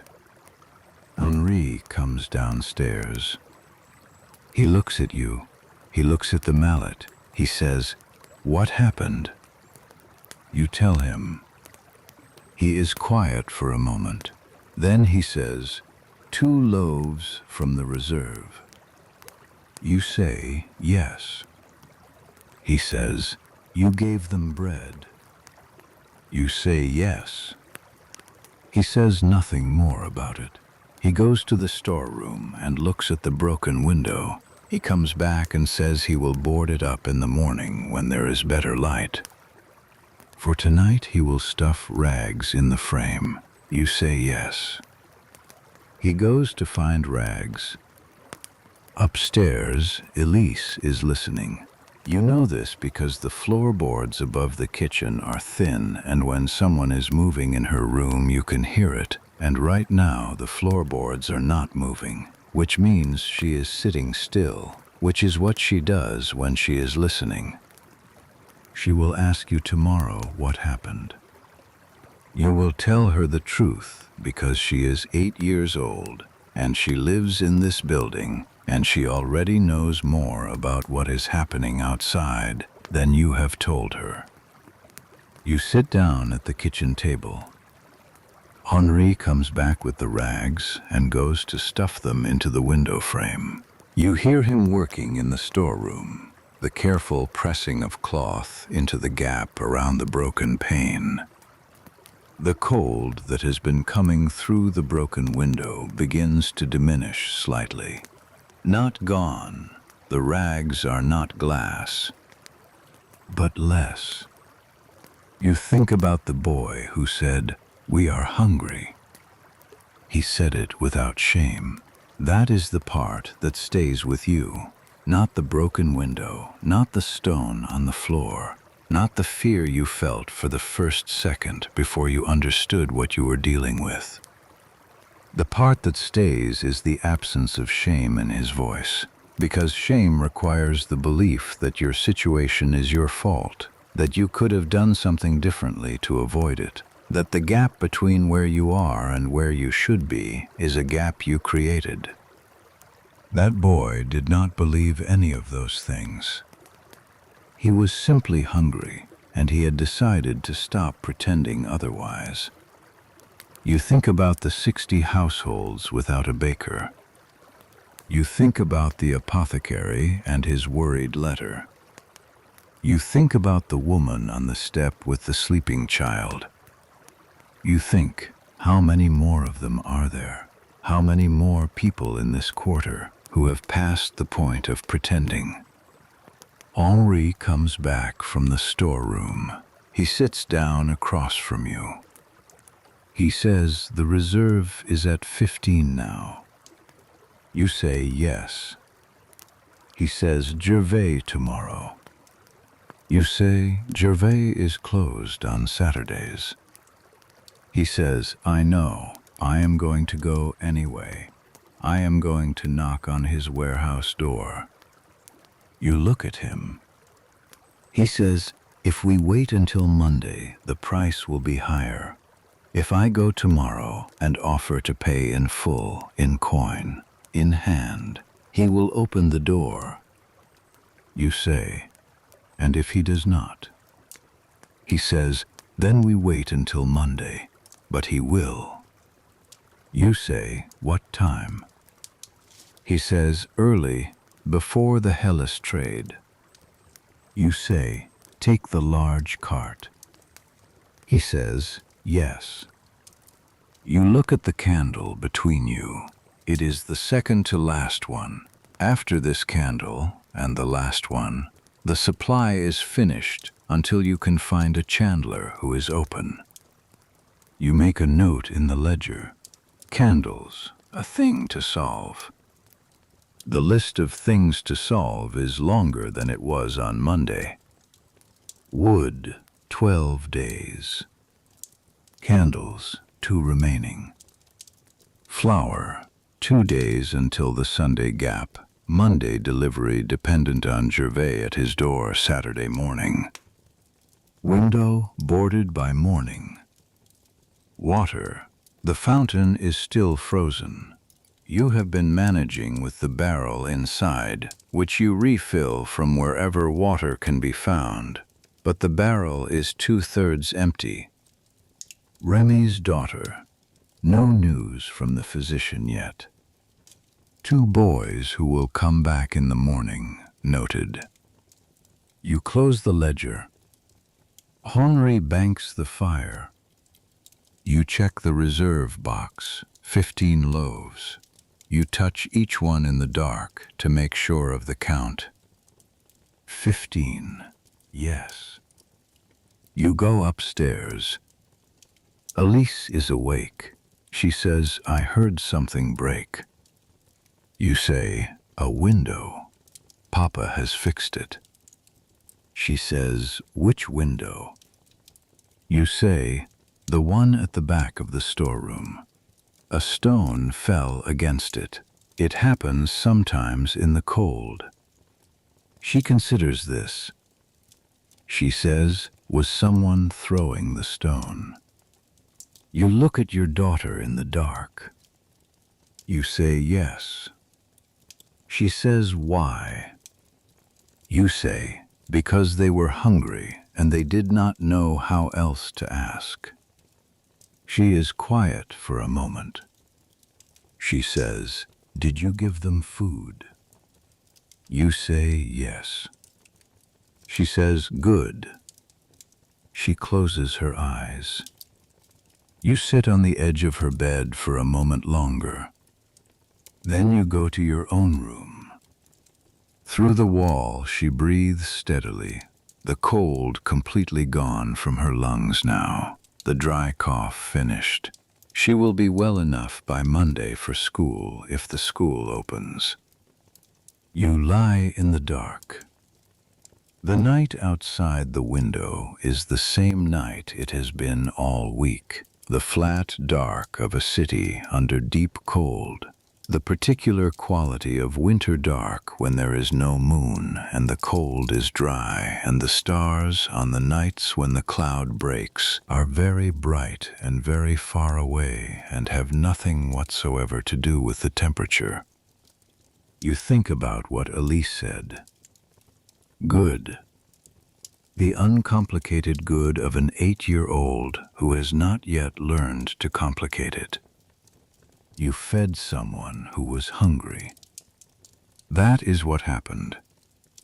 The cold is still there. The window is stuffed with rags. The candle burned down before you came upstairs and Henri pinched it out to save what was left. The reserve is 15 loaves. Gervais does not open on Saturdays. Henri will knock anyway. The city is very still. The coals are banked under their ash. Tomorrow comes whether you are ready for it or not. You are ready. You have always been ready. The night deepens, the cold holds. Somewhere down the lane, very quietly, the snow that has been on the cobblestones since Wednesday begins, almost imperceptibly, to make a sound it has not made before. Not melting, not yet, something smaller. Just settling. Just the smallest shift of something that has been perfectly still for too long. You do not hear it. You are already asleep.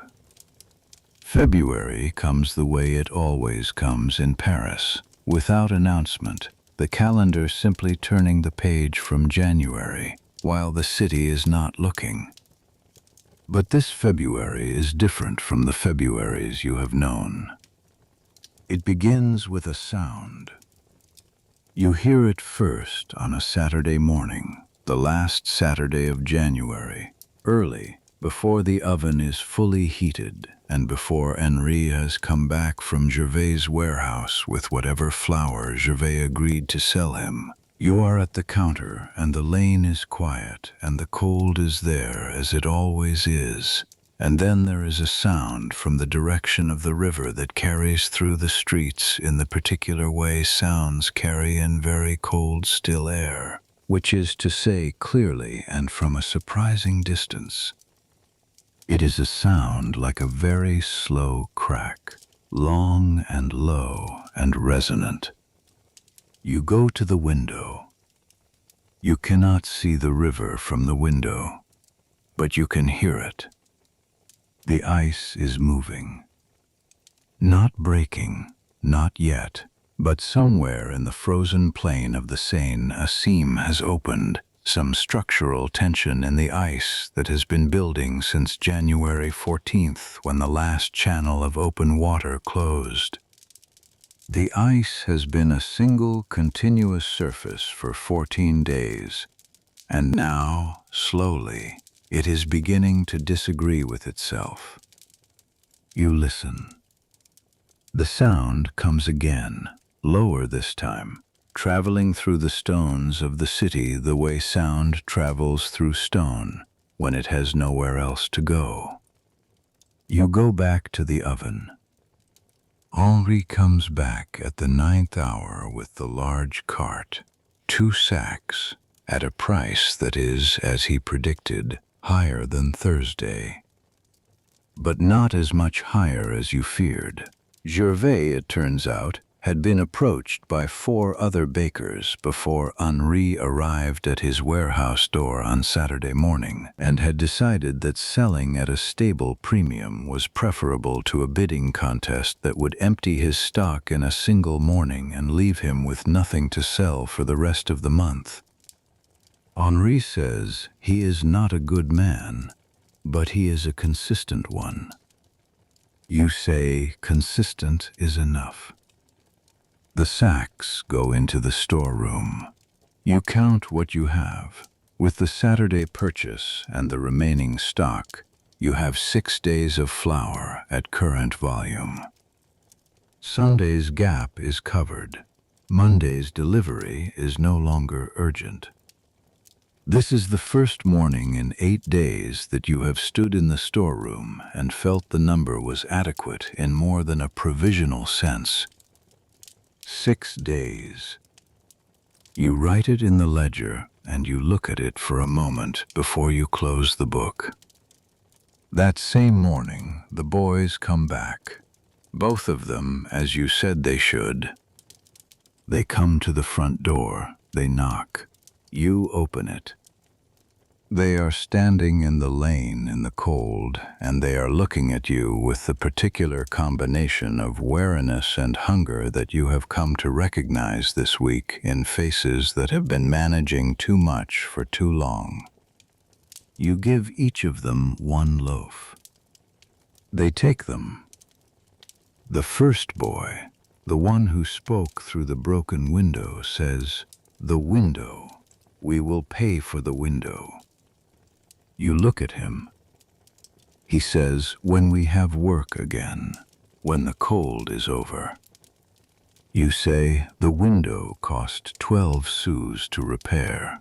When you have work, bring what you can." He nods. He says, "We will." You believe him. You do not know why exactly. Something in the way he said it. The same flat directness as when he said, "We are hungry." A boy who has stopped performing things he does not mean. They go up the lane. You watch them until the corner. Then you close the door and go back to the bread. The remaining days of January move in the rhythm that the month has established. Bread out, bread sold, bread reserved. Numbers in the ledger. Cold on the city. Henri to the Halles and back. Elise to school on Monday, the school having reopened with a reduced attendance. perhaps half the usual number of children, the rest still kept inside by parents who are either afraid of the cold or dealing with illness or both. Remy's daughter, Adele. The physician came on Friday as you hoped. Henry learned this from Remy's wife on Saturday morning, who came to the door, her first appearance outside since the illness began, to buy bread and to say thank you for sending the message to the apothecary. She said the physician came and examined Adele and said the illness was serious, but not the most serious kind of what he was seeing in the quarter this week. He gave her something from his bag, a preparation of something she did not know what, and told them to keep her warm and keep the room aired, which are contradictory instructions in this cold, but you do what you can. Adele is better. Not well, but better. The deep cough has not gone, but the fever has come down, and she asked for food yesterday, which is a sign. You hear this standing in your doorway with the cold on your face and the bread in your hands, and you feel something that is not quite relief and not quite gratitude, but is in the neighborhood of both. Remy's wife says, "How are you?" You say, "Managing." She says, "I see your lane every morning. There are always people." You say, "Yes." She says, "You have not closed." You say, "No." She looks at you. She says, "3 bakers in this quarter have closed since Monday. Bertrand and 2 others. There is 1 left besides you, and I have heard they are down to 1 batch a day." You say nothing.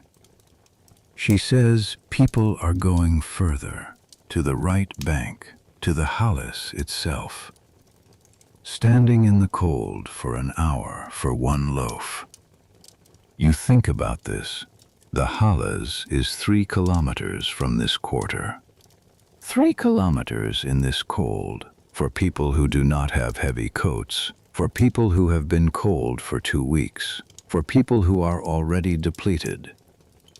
You say, "Tell the people on your street to come here. Standard price." She says, "They cannot all afford the standard price." You say, "Then they pay what they can." She looks at you. She says, "You cannot run a bakery that way." You say, "I know." She says, "Marguerite." You say, "I know." She takes her bread. She goes back inside. You close the door. You go to the ledger. You look at the numbers.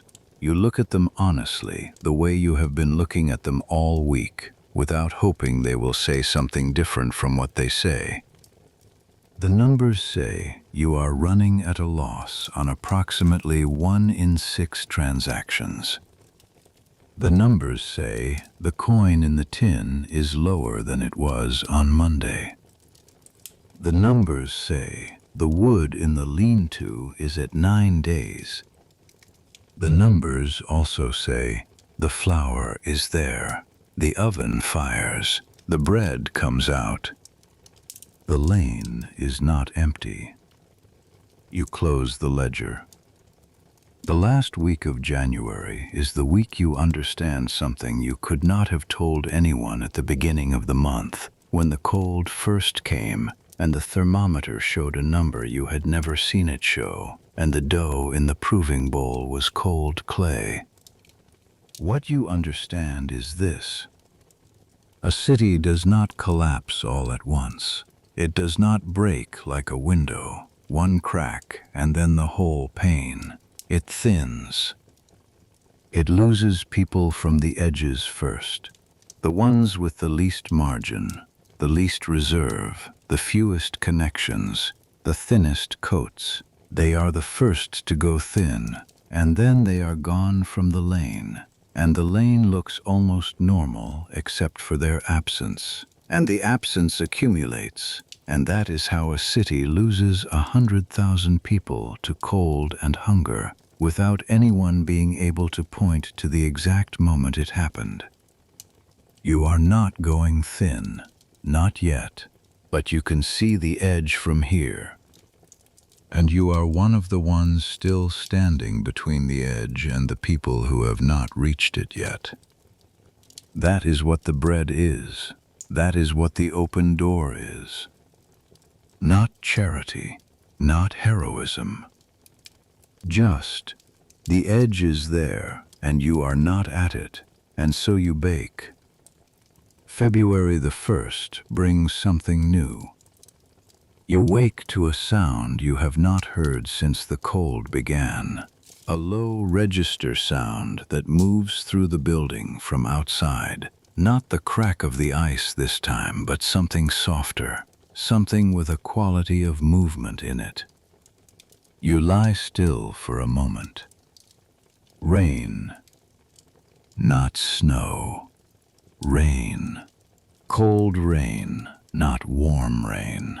Rain that will likely freeze when it hits the cobblestones and make the lane treacherous.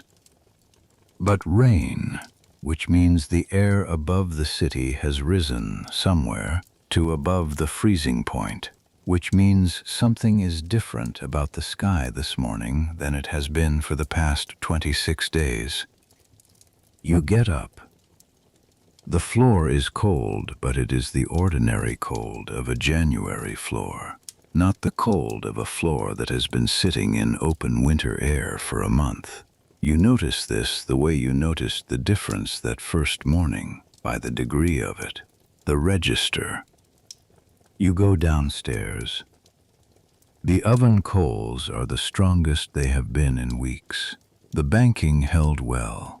The kitchen, when you come into it, is closer to warm than it has been since the first week of January. You go to the thermometer. -4. Still below freezing. But -4 is not -17. -4 is not the temperature that froze the pipes and stilled the river and killed the roots of the vines. -4 is a temperature this city has dealt with before. -4 is, relative to what the last 3 weeks have been, a form of warmth. You put your hand against the wall. The stone is still cold. Stone holds cold longer than air. The walls of this building will be cold for days after the air warms, pulling warmth from the kitchen into themselves the way they pulled it out all January. But under your hand you can feel the difference. Something has released. You start the fire. Henry comes downstairs. He goes to the thermometer. He looks at it. He looks at you. He does not say anything for a moment. He says -4. You say yes. He says, is it going up? You say, I do not know yet. He says, the rain. You say yes. He goes to the back door and opens it and stands in the doorway and puts his hand out into the lane. The rain is light, a cold drizzle, but it is falling on cobblestones that are not covered in fresh snow because the last snow was 8 days ago and has been compacted by foot traffic into a gray layer that is now, very slowly, beginning to darken with the wet. He closes the door. He says it is above freezing out there, in the air. You say, for now. He says, for now. You both know this may not hold. The cold has come back before in this winter, rising and then dropping again, a pattern that has made every day of relief feel provisional. You do not celebrate -4. You note it. You watch it. By midday, the rain has stopped, and the temperature, by the thermometer, is -2. By the afternoon, it is 0. You stand in front of the thermometer at the 4th hour and look at it, and the spirit is exactly at the mark that means the air outside your bakery is precisely at the temperature where water is neither liquid nor solid, the exact threshold, and you look at it for a long moment. Then the spirit moves. A fraction above 0. A fraction. But above. You go to the front door and open it. The air that comes in is cold, but it is cold the way air is supposed to be cold in late January in Paris, a cold you have a coat for, a cold you have spent your whole life adapting to, a cold that does not intend to kill the things that have learned to live with it. You step out into the lane. The cobblestones are wet. Not frozen wet, not the ice-slicked surface that has made the lane dangerous since the 2nd week of January. Wet. You press the toe of your boot against a stone, and it gives slightly, the frost beneath it beginning to release its grip. You look up the lane. There are people outside, more than there have been on any afternoon this month. Not large numbers, but normal numbers. The ordinary population of a Paris lane on a cold afternoon, when people have reason to be outside, moving with the slightly accelerated purposefulness of people who have been inside for a long time and are not yet certain how long the outside will last. An old man you know by sight is standing in his doorway watching the lane. He looks at you. He says, "The river."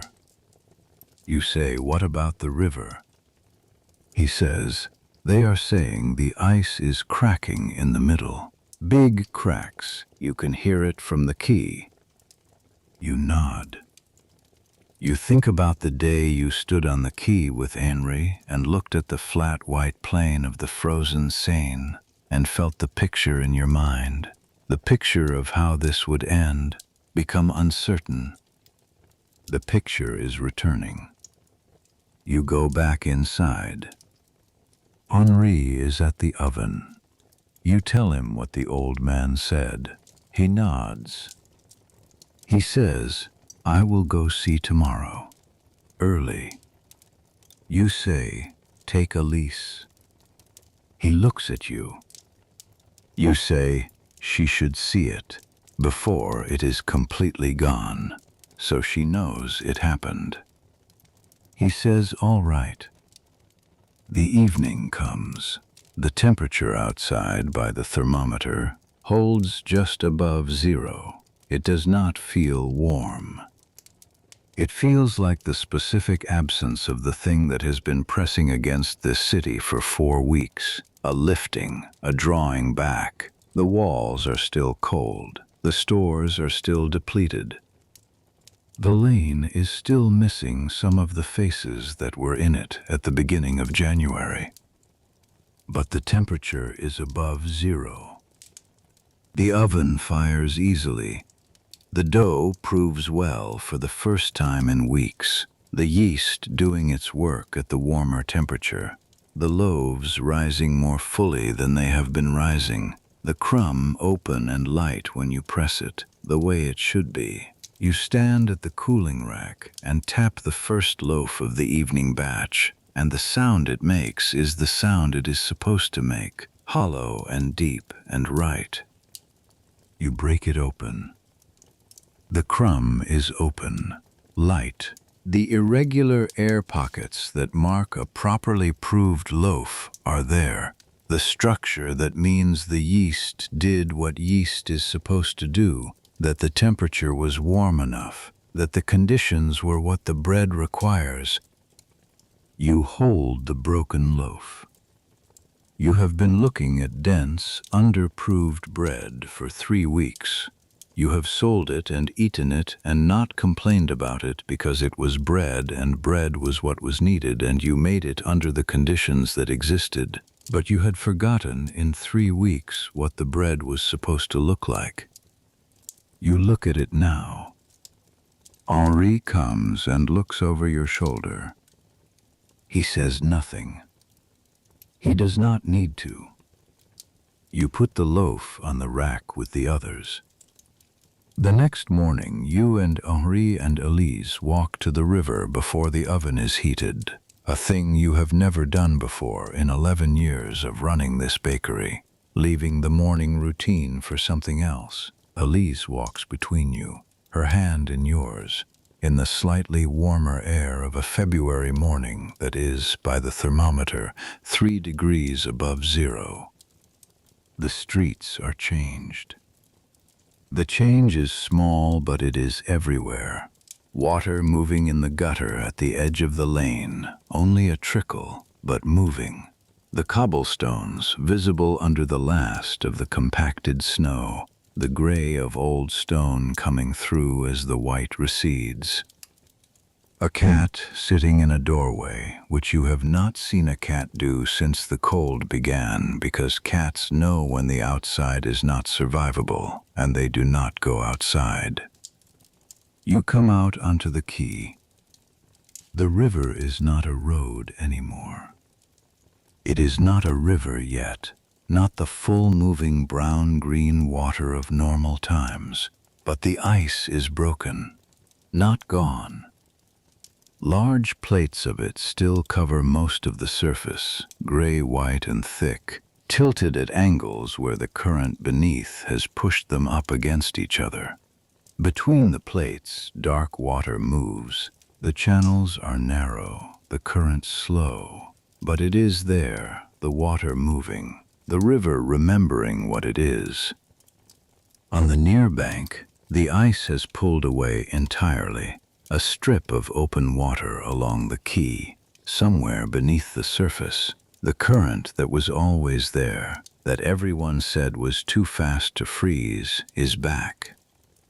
Elise stands at the edge of the quay and looks. She says, "It was all white before." You say yes. She says, "Now it looks like broken pieces." You say yes. She says, "The water is coming back." You say yes. She looks at the moving water between the ice plates for a long time. Her hand is still in yours. The cold is still there. It will be there for weeks yet. The walls still cold. The fountain pipes still frozen. The wood supply still needing attention. The flour price still not where it was. The winter is not over. February in Paris is not spring. But the river is moving. You stand on the quay with your husband and your daughter, and you watch the water move between the broken pieces of ice, and it is a gray morning in February, and it is cold, and the city behind you has been through something that it will carry for a long time, that the people in the lane will carry, the absences they have learned to step around, the faces they have stopped looking for. The river is moving. That is what today is. The days that follow are the days of slow return. The temperature rises in increments, not steadily, not without setbacks, 2 degrees above zero, and then back to -1, and then up to 4, and then a cold night that brings everything back to -3, the winter releasing its grip the way it took it. Not all at once, but in negotiations, each degree a concession. The fountain pipe on the lane thaws on the 8th of February. You hear it happen, a gurgling from the direction of the fountain at the end of the street, and when you go out there is a thin stream of water running from the spout, and a small gathering of women and children standing around it in the cold, watching it run as if it is something extraordinary, which it is. The grain barges return to the Seine in the 2nd week of February. Not many. The broken ice has made navigation difficult. and many of the bargemen are still waiting for the channels to clear. But by the 12th of February, which Henry knows because he goes to the quay every other day now to check, there are barge movements visible. He comes back and reports this, and you write it in the ledger, and then look at what you have written. Barges moving, grain coming. The price of flour, which had reached nearly twice the base price at its worst, begins to fall. Not quickly, not to where it was, but in the right direction. You watch the number in the ledger change week by week, the slow return of something that resembles ordinary commerce, the supply chain remembering its function, the blatiers at the halles restocking their stalls, the carts from the boss arriving again with grain. The wood in the lean-to, which you counted obsessively through January, runs out on the 17th of February. You had predicted the 18th, so you were one day off, which means your prediction was good. Henry buys more from the wood merchant, who has reopened on the next street at a price that is elevated but not the crisis price of January. You note the new price in the ledger, still higher than before, but within reach. Manageable, the word that has carried you through this month. March arrives. The streets of the St. Marcel quarter look almost as they did in December. Almost. The fountain is running. The chandler is open. The fishmonger is back with salt cod and dried herring. Elise goes to school every day now, the class gradually filling back in as the children return. But some do not return.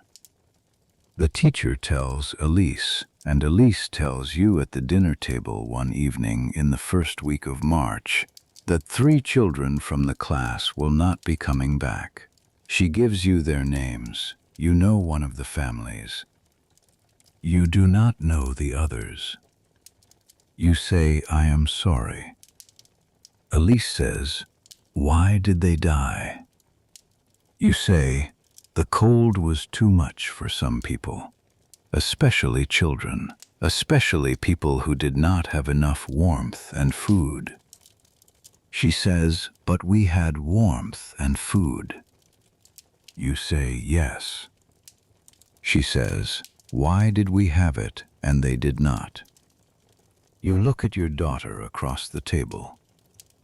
You say, "Because we have the oven, because we could make the thing that people needed and sell it and use what we earned to keep ourselves. Not everyone has that." She considers this for a long time. She says, "So the bread kept us."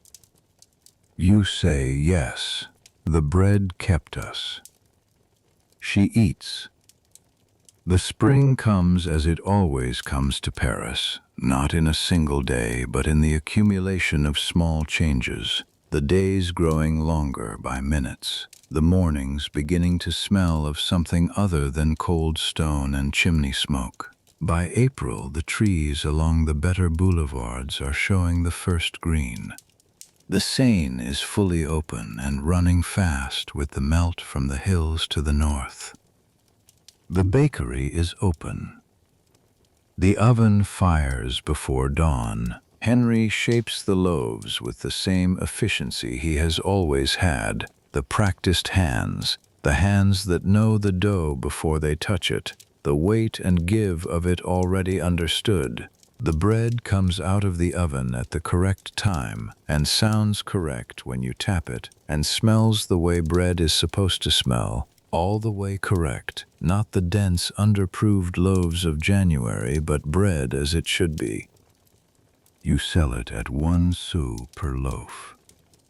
The price of grain has come back down, not entirely, not to the pre-January level. It will take longer than a single season for the supply chains and the merchant confidence to fully recover, but closer, Close enough that the ledger is no longer tight in the way it was tight through all of January and half of February. Close enough. The boys come back in March. Both of them, the one who spoke and the one who hung back.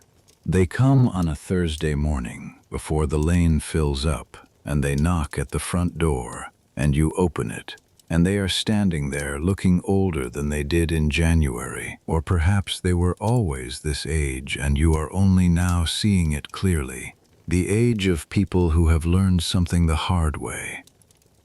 The first boy holds out a cloth. Inside it are coins, not many. 6 sous. He says, for the window and for the bread. The window cost 12 sous to repair. What he is holding is half of that. You take the cloth. You say, this is enough. He says it is not enough, but it is what we have now. You say, it is enough. You look at them both for a moment. They are thinner than they were in January, and January they were thin. You say, are you working? The first boy says, some. At the river, unloading when the barges come in. It is not regular yet. You say, come back when you need bread. If you have coin, pay. If you do not, I will note it. He says, we will pay. You say, I know. They go up the lane. You stand in the doorway in the April air, which has a warmth to it that January made you stop expecting. A warmth that is simply present in the air the way warmth is supposed to be present, unremarkable and given and continuous. You look at the lane. The lane looks as it looked before January, mostly. The woman from the washing house is coming with her basket. Denise the cobbler is at his window. The dyer's wife, Margot, is talking to someone at the corner. Remy's door is open. Through it you can hear, faintly, a child's voice. Adele, you think, though you cannot be sure. The faces that are missing the way they are always missing when they are gone. Not dramatically, not with any particular announcement, just absent, the space where they were still shaped by their absence the way a stone is shaped by water. You count them in your mind. You have counted them before. You will count them again. France lost, in the winter of 1709, somewhere between 600,000 and 1 million people. The historians who will study this winter in the centuries to come will argue about the exact number, as historians argue about exact numbers, but they will agree on the shape of it. The largest demographic catastrophe in France between the Black Death and the Revolution. A winter that killed the vineyards of Burgundy and Champagne entirely, that destroyed the winter wheat, that froze the rivers of northern Europe from the Seine to the Thames to the Baltic Sea. A winter that is still, 300 years later, the coldest on record in the history of European climate measurement. You did not know any of this in January. You knew only the thermometer and the ledger and the weight of the flour sacks and the sound of the oven and the faces of the people in the lane. You knew what the bread cost and what it was worth and what it meant when it was there and what it meant when it was not. You knew the reserve in the box behind the board. You knew the names of the ones who came and the shapes of the ones who did not come back. You stand in the doorway in the April air. The oven is hot behind you. The bread is proving. In 40 minutes, the first batch will go in. 8 loaves at the correct temperature, correctly proved. and they will come out sounding the way bread is supposed to sound, hollow and right. The lane is moving. You step back inside. You have accounts to keep. The morning is early, and the bread is not yet done, and there is always, in a bakery, always something that needs doing. You go to the oven. You check the temperature. The fire is exactly where it should be. It always is. Sleep well. You have carried this long enough for one evening. Put it down now. Let the bread cool on the rack. Let the fire hold.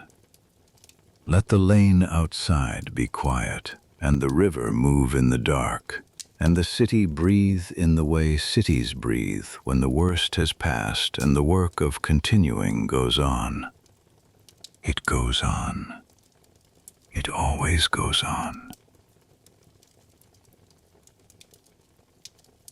If you enjoyed tonight's story, a like and subscribe to Quiet History at Bedtime means more than you know, and the notification bell ensures you never miss a new episode.